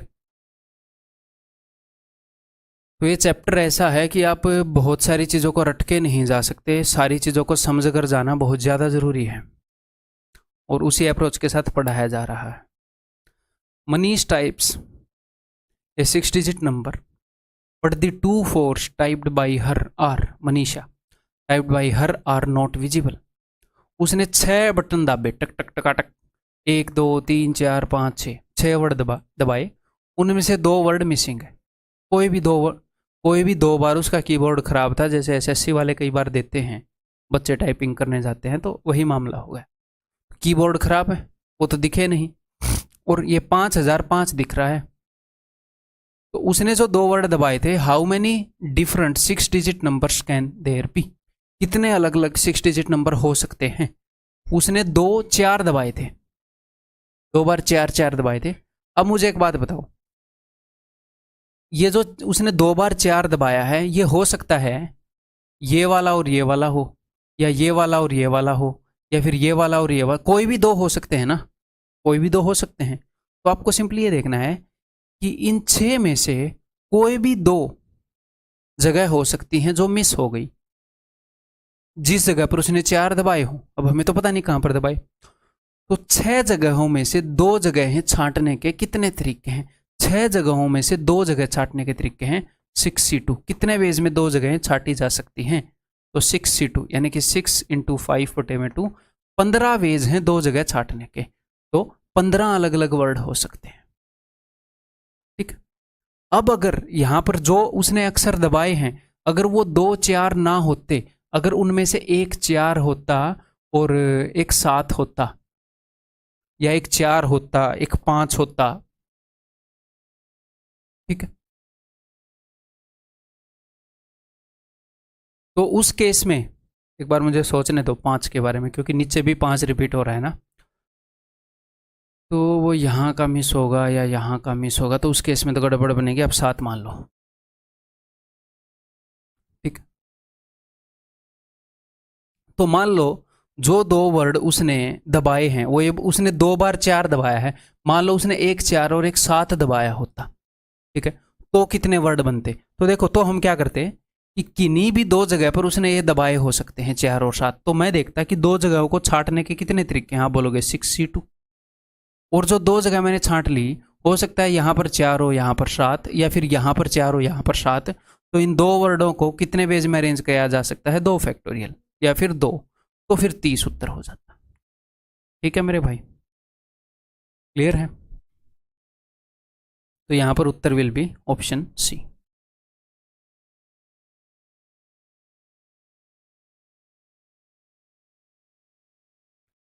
नेक्स्ट, अगली तरह के क्वेश्चन भाई जो आ सकते हैं, in how many ways can a committee of 5 persons be made from ABCDEFG and H। हमारे पास टोटल 8 बंदे हैं, ए से लेकर H तक, ठीक है। सच दैट, कितने तरीकों में हम 5 लोगों की कमेटी बना सकते हैं? ताकि, इन स्टेटमेंट को ध्यान से समझ लीजिएगा, 2-3 तरह की स्टेटमेंट आती हैं, सारी करवाऊंगा। इनका मतलब क्या क्या है वो बताऊंगा। If B is selected then A is also selected, अगर बी सिलेक्ट होगा तो ए भी सिलेक्ट होगा, ये एक कंडीशन है। ताकि यदि बी का चयन हो तो ए का भी चयन हो। इसका मतलब क्या है पता है? कि देखो, 2 ही केस हो सकते हैं, या तो बी सिलेक्ट हो या फिर बी सिलेक्ट ना हो, ये 2 ही केस हो सकते हैं ना। ऐसा तो नहीं हो सकता ना कि बी सिलेक्ट भी हो और ना भी हो, या तो बी सिलेक्ट होगा या बी सिलेक्ट नहीं होगा। तो उसने बोला है कि अगर बी सिलेक्ट हुआ ना तो ए भी सिलेक्ट होगा। If B is selected then A is also selected, ठीक है। तो अब मेरी बात ध्यान से सुनो, कई बच्चे पता है क्या करते हैं, बी सिलेक्ट होगा तो ए भी सिलेक्ट होगा, बी सिलेक्ट नहीं हुआ तो ए भी सिलेक्ट नहीं होगा। ये गलत है। क्यों? देखो, यहां पर ये बंदे ये बोल रहे हैं कि अगर बी सिलेक्ट होगा तो ए भी सिलेक्ट होगा, कि अगर बी सिलेक्ट हुआ तो ए को भी करना पड़ेगा। बी सिलेक्ट नहीं हुआ तो ए को करना है नहीं करना है वो पता नहीं, तो कुछ भी हो सकता है। ध्यान से मेरी बात सुनो, मान लो मैं ये बोल रहा हूं, है? मेरा एक दोस्त है, दूसरा एक क्लासमेट है, मैं हूं, मेरा क्लासमेट है। मैं बोल रहा हूं अपने क्लास टीचर को कि अगर ये दिल्ली ट्रिप पर जाएगा तो मैं भी जाऊंगा। तो इसका मतलब क्या है कि अगर उसका नाम सिलेक्ट किया, मेरा भी सिलेक्ट करना पड़ेगा। अगर ये जाएगा तो मैं पक्का जाऊंगा। मैं बोल रहा हूं ये गया तो भाई मैं भी जाऊंगा। अब मान लो ये नहीं गया, तो हो सकता है मैं जाऊं मैं ना जाऊं, पर ये जाएगा तो मैं पक्का जाऊंगा। समझ गए? मान लो 3-4 दोस्त गोवा का ट्रिप प्लान कर रहे हैं, वो मेरे से पूछ रहा है कि भाई तू जाएगा कि नहीं जाएगा। मैं बोल रहा हूँ यार पक्का पता नहीं जा पाऊंगा कि नहीं जाऊंगा। तू जाएगा तो पक्का जाऊंगा। अगर तेरा ट्रिप बन गया, तेरा ट्रिप का प्लान बन गया तो मेरा पक्का समझ तू। तो मुझे पता नहीं मैं जाऊंगा कि नहीं जाऊंगा, वो जाएगा तो मैं पक्का जाऊंगा, वो नहीं जाएगा तो मैं, मेरा पक्का नहीं है, मैं जा भी सकता हूं मैं ना भी जाऊं। फिर दोनों ऑप्शन खुले हैं। लेकिन अगर वो जाएगा तो एक ही ऑप्शन खुला है क्या, कि मैं भी जाऊंगा। जब वो नहीं जाएगा तो दोनों ऑप्शन खुले हैं। तो कई बार बच्चे इसको ऐसे ले लेते हैं, ये जाएगा तो ये भी जाएगा, ये नहीं जाएगा तो ये भी नहीं जाएगा ना। उसने एक ही बात बोली है, ये जाएगा तो ये भी जाएगा, ये नहीं जाएगा उसके बारे में कुछ बोला ही नहीं है। तो उसके बारे में भी कुछ क्वेश्चन में बोला जाता है, वो कैसे बोला जाता है वो मैं बताऊंगा। ठीक है, एक ऐसी स्टेटमेंट होती है जिसमें दोनों ट्रू होते हैं, वो मैं बताऊंगा। यहां पर वो चीज नहीं बोली गई है। तो कुल मिलाकर बात क्या है कि अगर बी सिलेक्ट होगा तो ए भी सिलेक्ट होगा, तो फिर कोई ऑप्शन है नहीं, ए के पास सिलेक्ट होगा ही होगा। अगर बी सिलेक्ट नहीं हुआ, अब ए के पास ऑप्शन है, सिलेक्ट भी हो सकता है नहीं भी, बस बी होगा तो वो जरूर होगा। तो ठीक है जी, अब देखो या तो ये केस होगा या ये केस होगा। ठीक है, यहां पर मैं ऐसे लिख दूं कि ए सिलेक्ट भी हो सकता है, ए नहीं भी सिलेक्ट हो सकता है, तो फिर इसको हटा ही दो, फिर ए को फ्री छोड़ दिया हमने, जिस जिसके ऊपर कंडीशन लिखी है वो मैंने लिख लिया। तो अब देखो, तो इस केस में दो बंदे सिलेक्ट हो चुके हैं, बी मान लो बी सिलेक्ट हो गया तो ए को भी सिलेक्ट करना है, तो दो बंदे तो सिलेक्ट हो चुके हैं। तो टोटल बंदे कितने छांटने हैं, 5 छांटने हैं।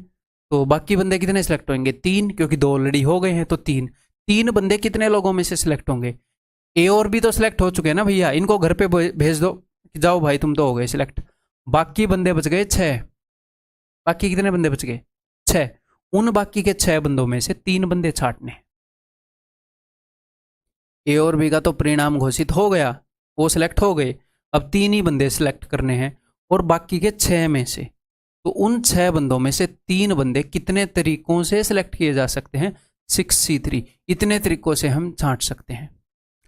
अगर ये वाला केस हुआ, ए और बी दोनों सिलेक्ट हुए, तो अपने पास टोटल तरीके होंगे 6 × 5 × 4/3, यानी कि 20 वेज। अगर मान लो बी सिलेक्ट नहीं हुआ, तो अब ए सिलेक्ट हो भी सकता है नहीं भी, तो अब हमें बी को हटा दो, बी का रिजल्ट आ गया। कई बंदे अब बी अगर सिलेक्ट नहीं हुआ तो उसको यहीं रखते हैं, दोस्त उसका रिजल्ट आ गया, पास हुआ फेल हुआ वो अलग बात है, सिलेक्ट हुआ नहीं हुआ वो अलग बात है, रिजल्ट तो आ गया, उसको घर भेज दो कि भाई तू नहीं होना, भाग यहाँ से। ठीक है, वो चला गया। तो 8 बंदों में से 7 बंदे बचे हैं, तो उन 7 बंदों में से सारे 5 बंदे सिलेक्ट होंगे। हो सकता है ए सिलेक्ट भी हो जाए और ना भी हो, तो सारे 5 के 5 बंदे बी के अलावा 7 बंदों में से सिलेक्ट होंगे। तो this is equal to 7C2, जो कि हो जाएगा 7 × 6/2, यानी कि 21। तो टोटल मेरे भाई 41 वे में ये काम किया जा सकता है, 41 वेज। क्लियर, आगे बढ़ा जाए।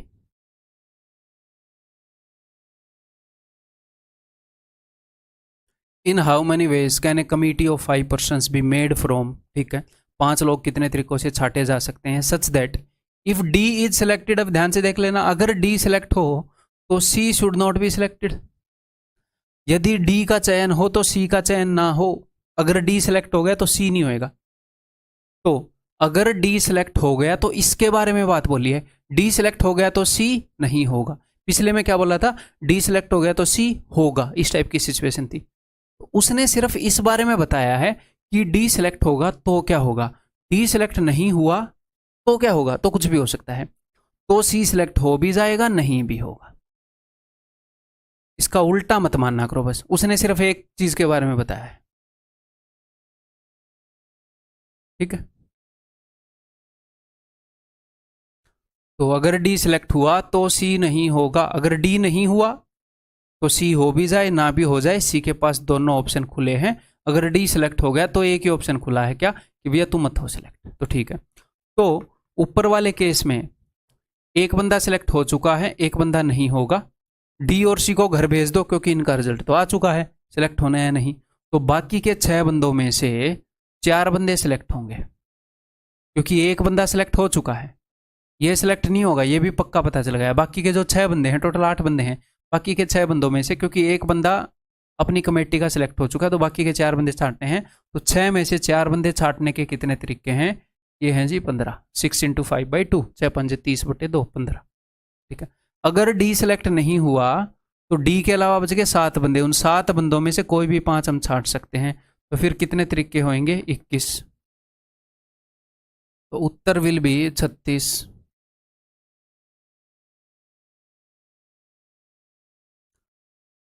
अब ये वाली कंडीशन देखो,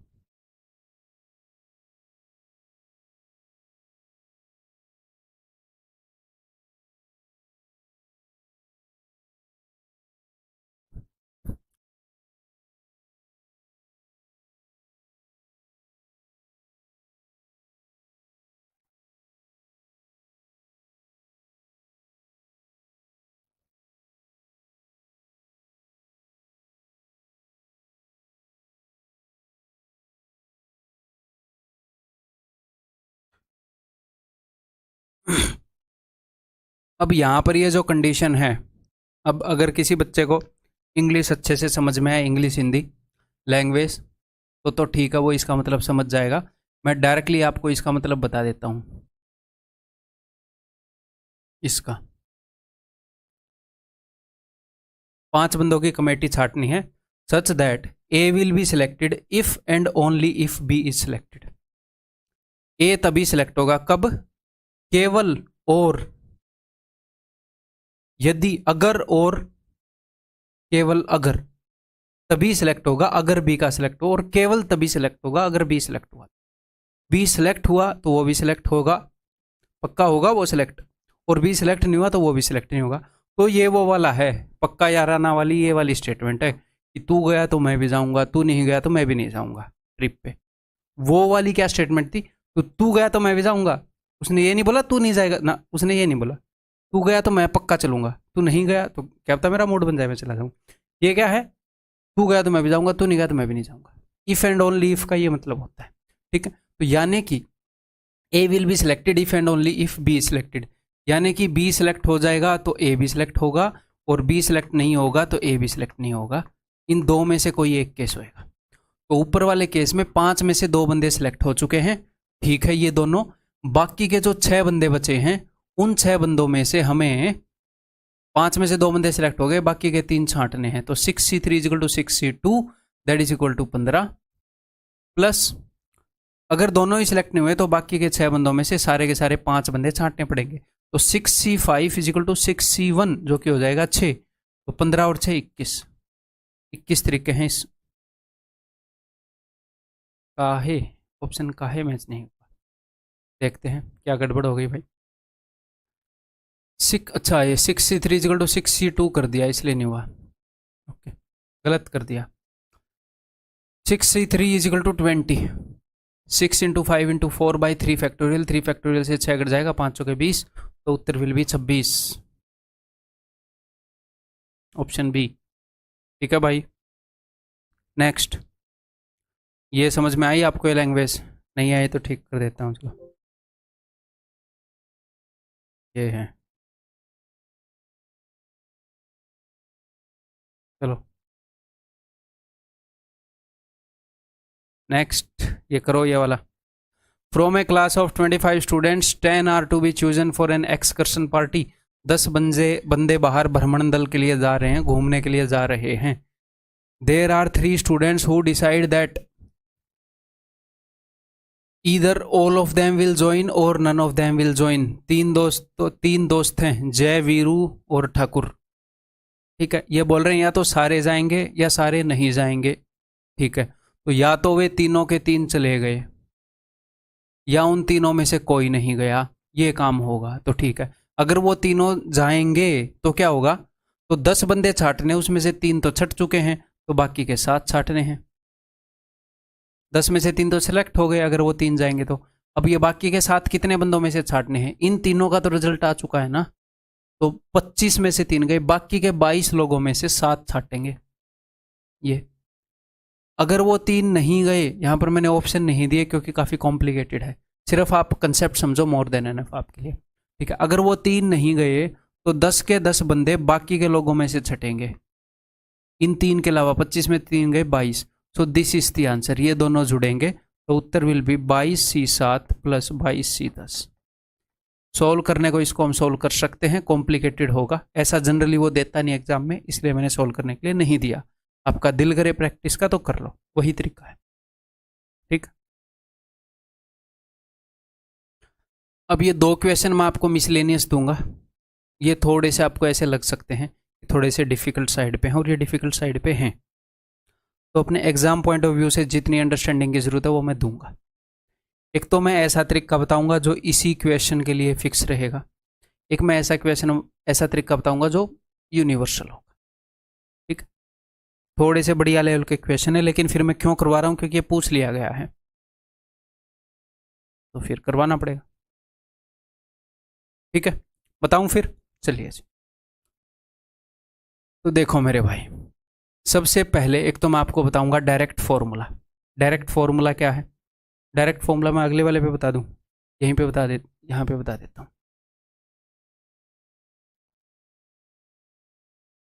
सबसे पहले मैं आपको क्वेश्चन समझा दूं कि हो क्या रहा है ना, फिर फॉर्मूला बताने का फायदा है। देखो, वो ये बोल रहा है कि what is the number of integral solution for this equation, कि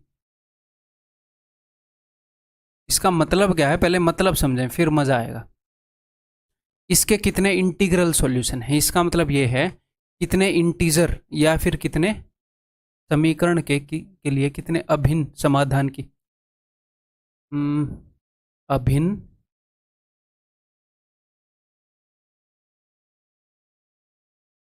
पूर्णांक समाधान, ऐसे आएगा समीकरण, इसके लिए कितने अभिन्न नंबर ऑफ इंटीग्रल सॉल्यूशन। ये अभिन्न क्या है? अच्छा, अभिन्न ये बोल रहा है जो भिन्न ना हो हिंदी में। अच्छा, पूर्णांक ही बोला इसने एक हिसाब से। ठीक, दिस गाय इज जीनियस। ठीक है भाई, अभिन्न स्लैश पूर्णांक कर दिया मैंने कि इंटीजर चाहिए। तो देखो मामला क्या है, मामला ये है भाई, यहां पर ऐसा भी हो सकता है कि ये 0 हो, ये 0 हो, ये 27 हो, या फिर ये 0 हो, ये 0 हो, ये -27 हो। -27 क्यों आएगा? क्योंकि इसका मतलब है मॉड्यूलस, इसके अंदर जो भी आप डालोगे -27 वो प्लस का होकर ही बाहर निकलता है, इसका मतलब होता है मॉड्यूलस, मोड, ये बाहर पॉजिटिव ही वैल्यू देता है कि साइन डजंट मैटर, इस सिंबल का ये मतलब है। ठीक है, ओनली क्वांटिटी लेनी है। तो इसका मतलब ये भी हो सकता है कि 1 और यहाँ पर क्या आ जाएगा 25।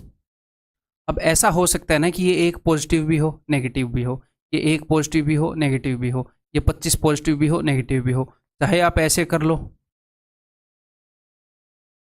तो भी वही उत्तर आना है, चाहे आप ऐसे कर लो तो भी वही उत्तर आना है, आप कुछ भी कर लो, आप कितने भी इनके कॉम्बिनेशन बना लो तो भी वही उत्तर आना है। मतलब प्लस माइनस कुछ भी कर लो। यहाँ पर मैं पहले आपको क्वेश्चन समझा रहा हूँ, क्वेश्चन की गंभीरता समझा रहा हूँ, फिर आपको समझ में आएगा।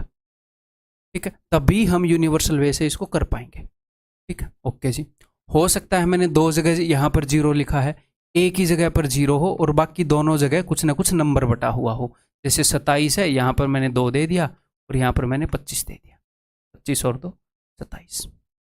ठीक है, अब मेरे पास दो चॉइस हैं, इस 2 को मैं +2 कर दूं, -2 कर दूं, या इस 25 को +25 कर दूं या -25 कर दूं, कुछ भी रख सकता हूं। नॉर्मली यहां पर पहले सिर्फ क्वांटिटी देखनी है, 25 और 2 27, 27 के टुकड़े करने हैं। ठीक है जी, और फिर प्लस माइनस कुछ भी लगा सकते हैं, क्योंकि -2 लगाएंगे तो भी मोड के बाहर वो +2 ही आएगा। ठीक है, तो ऐसे करके एग्जामिनर पूछ रहा है, ये भी एक सॉल्यूशन है, ए बी सी की जो वैल्यूज हैं वो इंटीजर होनी चाहिए, यानी कि पॉजिटिव भी हो सकते हैं नेगेटिव भी हो सकते हैं।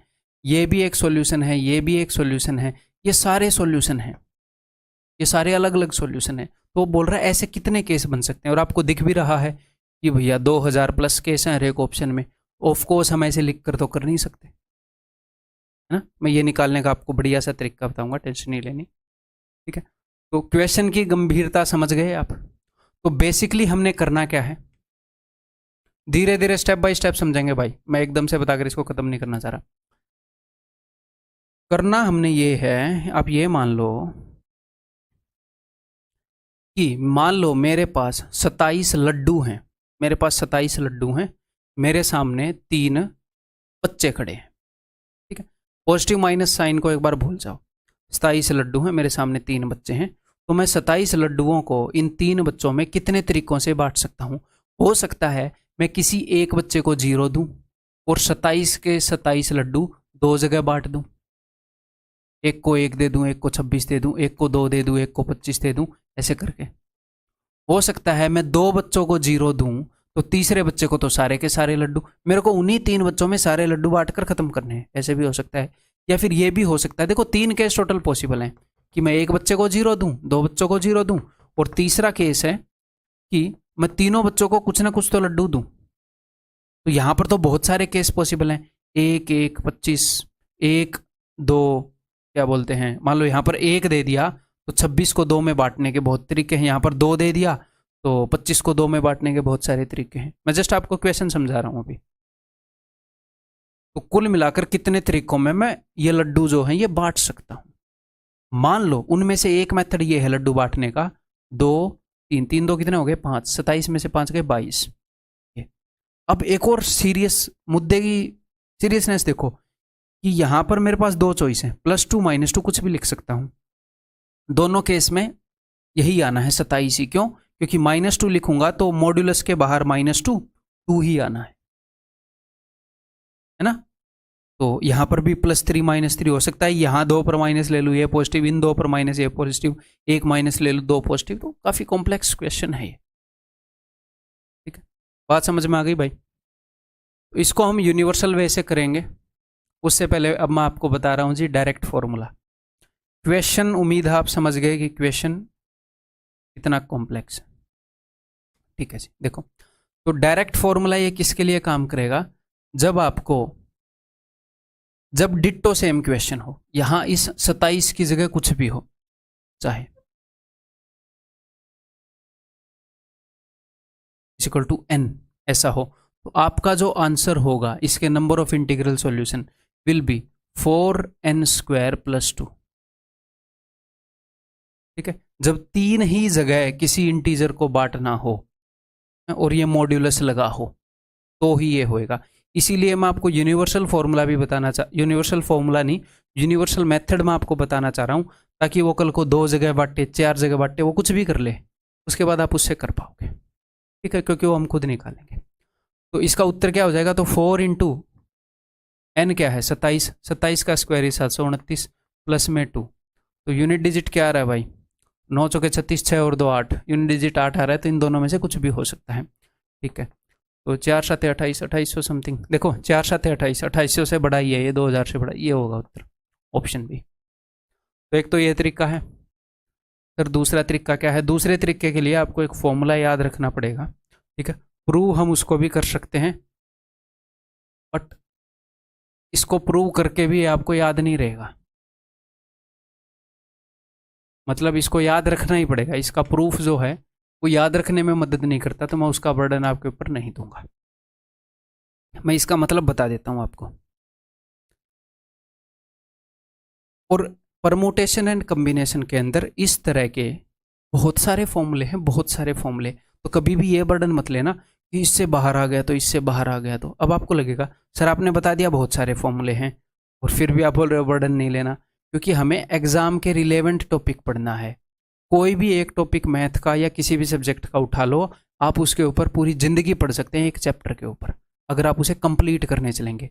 तो हमने परमुटेशन एंड कॉम्बिनेशन को कंप्लीट नहीं करना, हमने अपने एग्जाम के लिए परमुटेशन एंड कॉम्बिनेशन को कंप्लीट करना। हमारे एग्जाम के सिलेबस में ये टॉपिक जितना है उतना मैं आपको करवा रहा हूं, उसमें इससे बाहर नहीं आ सकता। लेकिन अगर कल को आपको इंटरनेट पर मिले अरे ये एक और फॉर्मूला है, ये तो नहीं करवाया, तो दोस्त बुढ़े हो जाओगे, अपने बेटे को भी लगा देना, फिर वो भी अपने बेटे को लगा देगा, एक टॉपिक खत्म नहीं होगा आपसे पूरी ज्योमेट्री। क्यों? हजारों साइंटिस्ट ने काम कर लिया है हर एक टॉपिक के ऊपर। तो सारी दुनिया जहान का परमुटेशन कॉम्बिनेशन नहीं करना, सिर्फ अपने सिलेबस का करना है, वो मैं करवाऊंगा, वो मेरी जिम्मेवारी है, ठीक है भाई। तो फॉर्मूला देखो, इसका मतलब समझाता हूं। n identical objects can be distributed to r persons such that each one of them receives at least one item. मान लो मेरे पास n चीजें हैं, n लड्डू हैं, सारे लड्डू आइडेंटिकल हैं, ठीक है। Can be distributed to r person, r लोगों को वो लड्डू बांटने हैं, ठीक है। Such that each one of them receives at least one, ताकि सबको एटलीस्ट एक लड्डू तो मिले, किसी को 0 ना मिले, ठीक है। वो n-1 सी r-1 वेज में किया जा सकता है। नॉर्मली जब n और r, ये रटना कैसे वो बता देता हूँ। नॉर्मली n और r जब आप देखते हो तो आपको NCR तो याद रहेगा ही ना, बस दोनों में से एक एक घटाना है, दोनों में से। रटने की टेक्निक बता रहा हूँ, समझाने मतलब फॉर्मूला इवॉल्व नहीं कर रहा, फॉर्मूला प्रोड्यूस नहीं कर रहा, रटने की टेक्निक बता रहा हूँ। ऊपर और नीचे दोनों में से एक एक घटाना है। अब इसका मतलब क्या है, ये यहाँ पर क्यों लगेगा वो भी बता देता हूँ। देखो, और डायरेक्ट ये लगाने से उत्तर नहीं आएगा, इसको पूरा समझाना पड़ेगा मेरे को, ठीक है। एक हिसाब से ये 27 जो है, ये 27 पता है कैसे बना है? ये 27 बना है 1 + 1 + 1 + 1 ऐसे ऐसे 27 वंस हैं जिनसे बना है 27, ठीक है। और मुझे क्या करना है, 3 जगह पर ये बांटने हैं। मुझे ये 1 हो सकता है मैं यहां पर 5 1 दे दूं, 5 वंस दे दूं, हो सकता है मैं यहां पर 2 वंस दे दूं, तो 5 और 2 7, 27 में से 7 गए, बाकी के 20 वंस मैं यहां पर दूंगा। और हर एक वन तो ये वन ये वन ये वन एक जैसा ही है। आप ऐसे तो नहीं बोल सकते ना कि यहां पर जो 5 वन दिए थे वो इन वाले 5 वन से अलग हैं, नहीं। तो एक हिसाब से लड्डू जैसा ही क्वेश्चन हो गया। अगर मेरे पास 27 एक जैसे लड्डू हैं तो मैं कितने तरीकों में वो लड्डू, देखना अब आप, मेरे को n लड्डू बांटने हैं r लोगों में, n आइडेंटिकल चीजें हैं मेरे पास, r लोगों में बांटनी है। तो मेरे सामने r स्टूडेंट है और n लड्डू हैं, इस तरीके से बांटना है कि कोई खाली ना जाए, कोई खाली जाए इसके लिए भी अलग फॉर्मूला है, बट थोड़ा उसे इग्नोर करो, ठीक है। उसके ऊपर क्वेश्चन नहीं आ रहे, या फिर मैं आपको बता दूं, अगर कोई खाली जाए ताकि किसी के पास, अब आप बोलोगे सर यहां पर भी 0 दिया जा सकता है, ठीक है। अगर कोई खाली जा सके तो उसके लिए ये फॉर्मूला होता है n + r-1, एक प्लस r भी होता है r-1, ताकि किसी को 0 भी दे सके, ठीक है। यहां पर खाली जाने वाला ही बताऊंगा मैं, ठीक है। तो अगर मैंने लड्डू बांटने हैं ताकि भाई ये ना हो कि कोई खाली हाथ चला जाए, एटलीस्ट सबको एक लड्डू तो मिले, मिनिमम एक लड्डू तो मिले। n लड्डू r लोगों में बांटने के इतने तरीके होंगे। अब यहां पर हमने 27 को बांटना है 3 जगह पर, ताकि हर जगह एटलीस्ट एक तो मिले। तो उसका फॉर्मूला हमारे पास है, अब इस फॉर्मूले को यूज करेंगे, डायरेक्ट नहीं लगाएंगे। तो देखो अब हमारे पास कितने तरीके हो सकते हैं।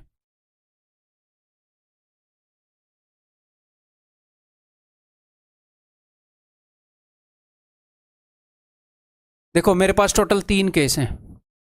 ये हो सकता है कि मैं 3 में से किसी एक जगह पर मैं 0 लिख दूं और बाकी 2 जगह पर 27 को बांट दूं, ये केस है।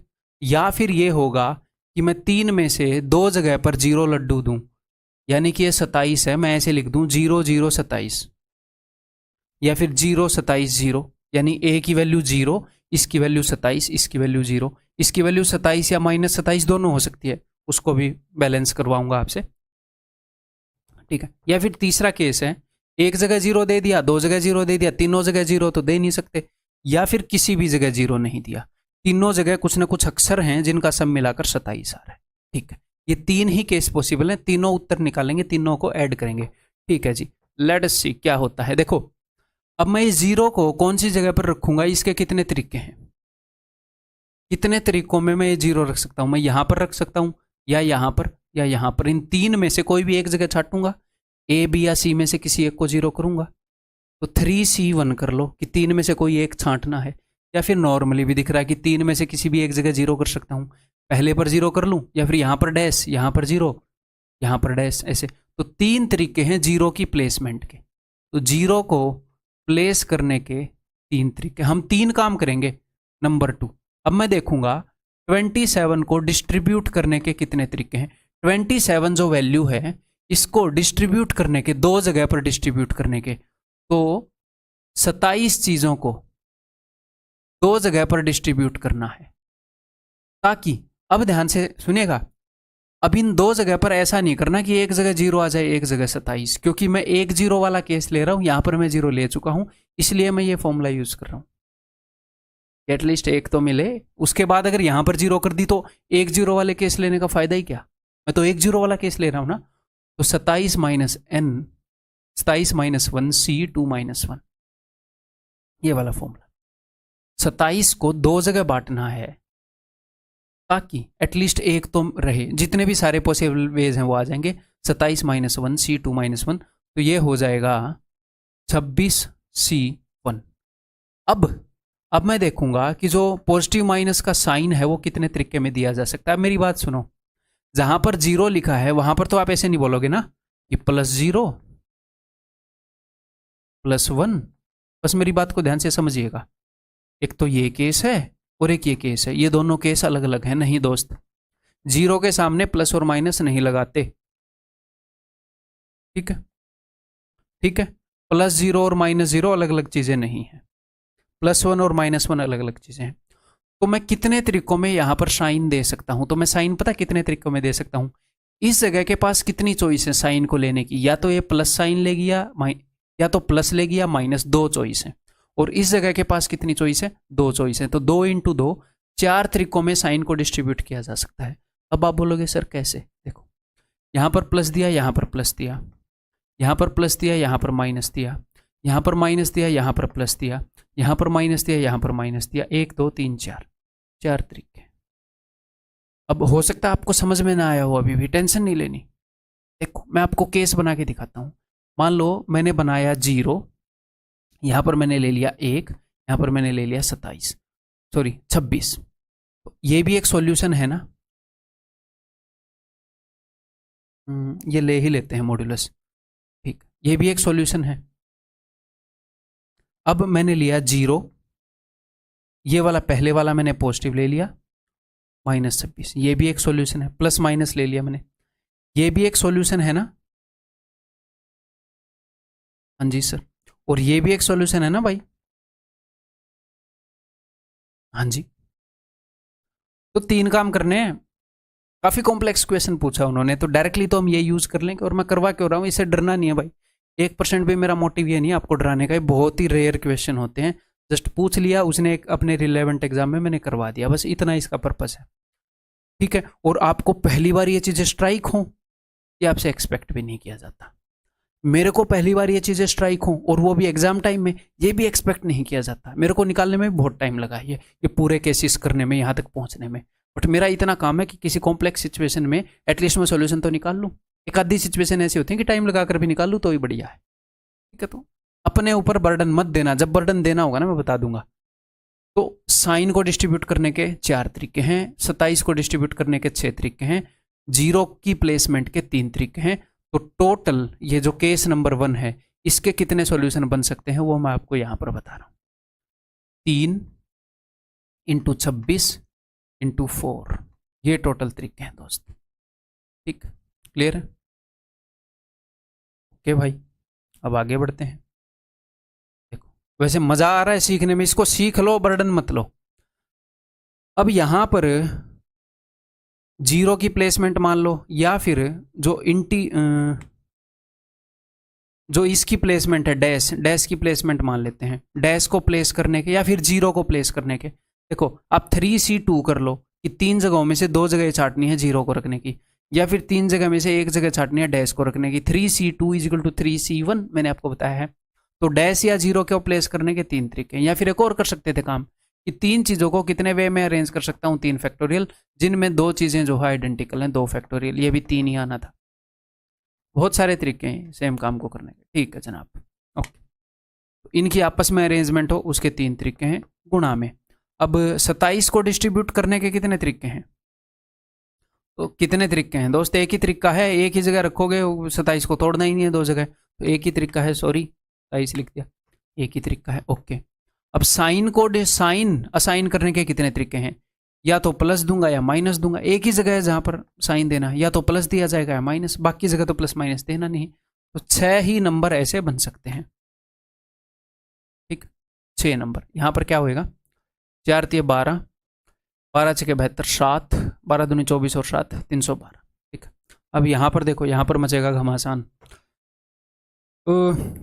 अब ये डैश प्लेसमेंट तो मुझे देखना नहीं है ना, ये 0 डैश सब जगह डैश ही है, ठीक है। अब मुझे देखना है कि 27 को डिस्ट्रीब्यूट करने के कितने तरीके हैं। तो मुझे 27 चीज़ें डिस्ट्रीब्यूट करनी है 3 जगह पर। तो 27 - 1 यानी कि 26, C वही फॉर्मूला, n - 1 CR - 1, 3 जगह 3 - 1 2, 26C2। और साइन को डिस्ट्रीब्यूट करने के कितने तरीके हैं?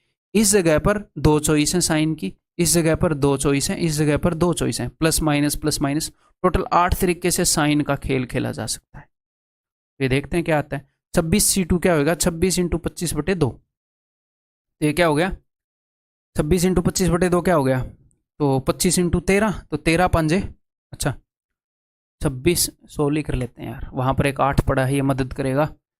26 × 25/2 गुणा में 8, तो 2 चौके 8, 25 चौके से 100 बन गया, तो ये हो गया 2600। देना मदद। अब इनको जोड़ते हैं भाई, देखो अब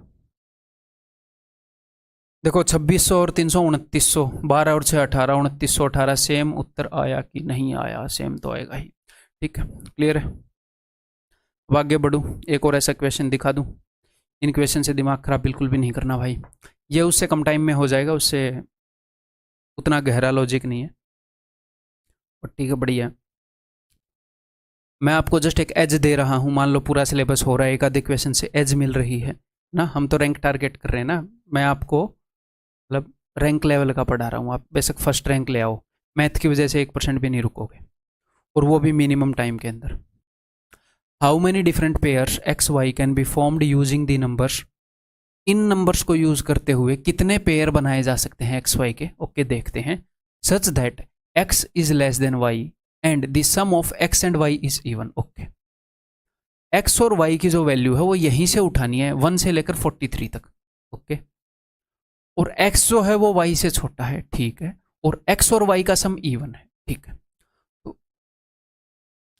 यहां पर कितनी तरह के नंबर अवेलेबल हैं? 2 तरह के नंबर अवेलेबल हैं, एक तो ओड और एक, ठीक है। तो अगर मैं x और y की वैल्यू उठाऊं और उन दोनों का सम इवन हो, तो या तो ये होएगा कि ओड प्लस ओड उठाने पड़ेंगे, या फिर इवन प्लस इवन उठाने पड़ेंगे, या तो दोनों की वैल्यू इवन उठानी पड़ेगी, या दोनों की वैल्यू ओड उठानी पड़ेगी।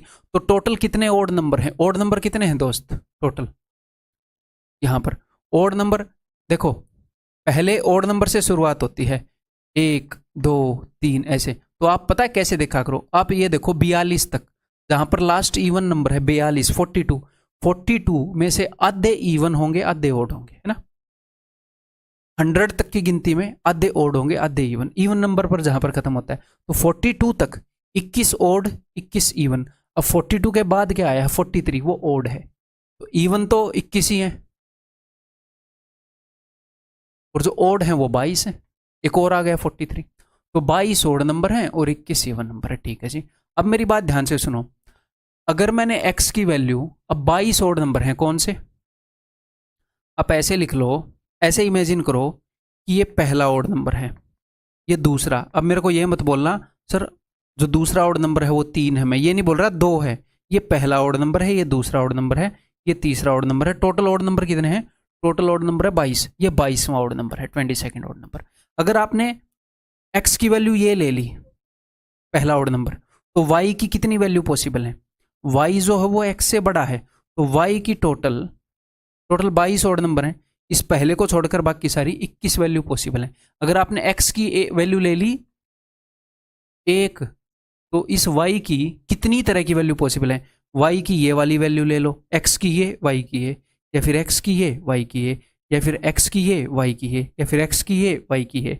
तो टोटल y की टोटल 21 वैल्यू पॉसिबल है, 21 तरह की वैल्यू, 21 केसेस हो गए यहाँ पर टोटल। बात समझ में आ रही कि नहीं है? 21 वैल्यूज पॉसिबल हैं, तो 21 पेयर बन गए। x की वैल्यू 1 लोगे तो टोटल 21 पेयर बन सकते हैं, y की 21 तरह की वैल्यू ले सकते हो, ठीक है। अगर आप x की वैल्यू ये ले लोगे, ये सेकंड वाला, तो y की वैल्यू ये पहले वाला ओड ले सकते हो कि नहीं? नहीं ले सकते भाई, क्यों? क्योंकि y को बड़ा ही होना है, x जो है वो छोटा है। तो y की फिर 20 वैल्यू पॉसिबल है, अच्छा आगे y की 19 वैल्यू पॉसिबल है। ऐसे कर करके y की वैल्यू घटती रहेंगी, y की 1 वैल्यू पॉसिबल होगी। तो ये क्या हो गया? ये हो गया समेशन 21, यानी कि पहले 21 नेचुरल नंबर का सम। टोटल इतने केस बन सकते हैं ओड, अगर x और y की वैल्यू ओड लें तो इतने केस बन सकते हैं। सिमिलरली अगर यहाँ पर 22 है तो उसमें, तो भाई मैं ये बोल रहा था, बीच में वीडियो कट हो गई थी, आपको तो लगातार ही दिख रही है, हैं? एक जगह यहाँ पर छूट गया था। मैं क्या बोल रहा था कि समेशन 21 जो है वो है पहले 21 नेचुरल नंबर्स का सम, ठीक है। 1 + 2 + 3 ऐसे कि 21 तक। तो यहाँ पर 22 थे तो समेसन 21 आया, यहाँ पर 21 है तो यहाँ पर जो टोटल नंबर ऑफ वो हो जाएंगे केसेस, एक्स और वाई की कितनी वैल्यूज आप ले सकते हो, कितने पेयर बन सकते हैं, वो समेसन 20 आ जाएंगे। सिर्फ इसी अंडरस्टैंडिंग के ऊपर बेस। मैं अभी आपको करके भी दिखाऊंगा, अभी रिकॉर्ड हो रही है ना जी। देखो, अगर आपने यहाँ पर अपने इवन नंबर कितने हैं 21, तो ये 21st इवन नंबर है। देखो मैंने काट के 21 भी लिख दिया था, बीच में वो पता नहीं क्या कंप्यूटर में प्रॉब्लम आई, एक बार तो दिल बैठ गया था कि पता नहीं रिकॉर्डिंग मिलेगी कि नहीं, 1.5 घंटे मिल गई। इसके ऊपर भी मैंने एक दिन काफ़ी टाइम लगाया, दिक्कत तो नहीं है ना कोई, काफ़ी टाइम लगाया था मैंने। एक बार मैं इसको मिनिमाइज करता हूँ, हाँ ठीक है, क्योंकि एक बार मेरे साथ ऐसा हो गया था। देखो तो भाई अगर आपने x की वैल्यू ली फर्स्ट वाला इवन नंबर, तो फिर y की वैल्यू लेने के आपके पास कितने ऑप्शन है, कितने तरीकों से आप y की वैल्यू ले सकते हो, फर्स्ट वाले को छोड़कर बाकी के 20 में से कोई भी एक, तो कोई भी 20 वैल्यू ले सकते हो आप y की। तो यहाँ पर 20 पेयर बन गए ना दोस्त। पहले वाला इवन नंबर लिया आपने, आप ये मत मानना मैंने x की जगह 1 ले लिया, कई बच्चे मान लेंगे यार 1 ले लिया, 1 तो ऑर्डर नहीं भाई, मैं पहला इवन नंबर बोल रहा हूँ यानी कि 2।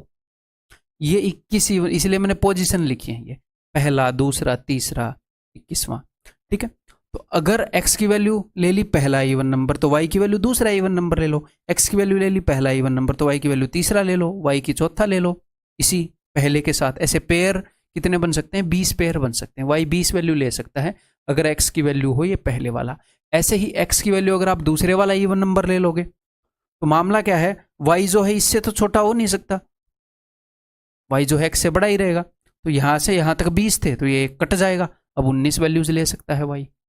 ऐसे ही 20 ले सकता है, 19 ले सकता है, 18 ले सकता है, ये 1 तक आ जाएगा। तो ये क्या हो जाएगा, ये हो जाएगा सम ऑफ फर्स्ट 20 नेचुरल नंबर्स। इतने पेयर्स, अगर x और y दोनों इवन है तो इतने पेयर्स पॉसिबल हैं।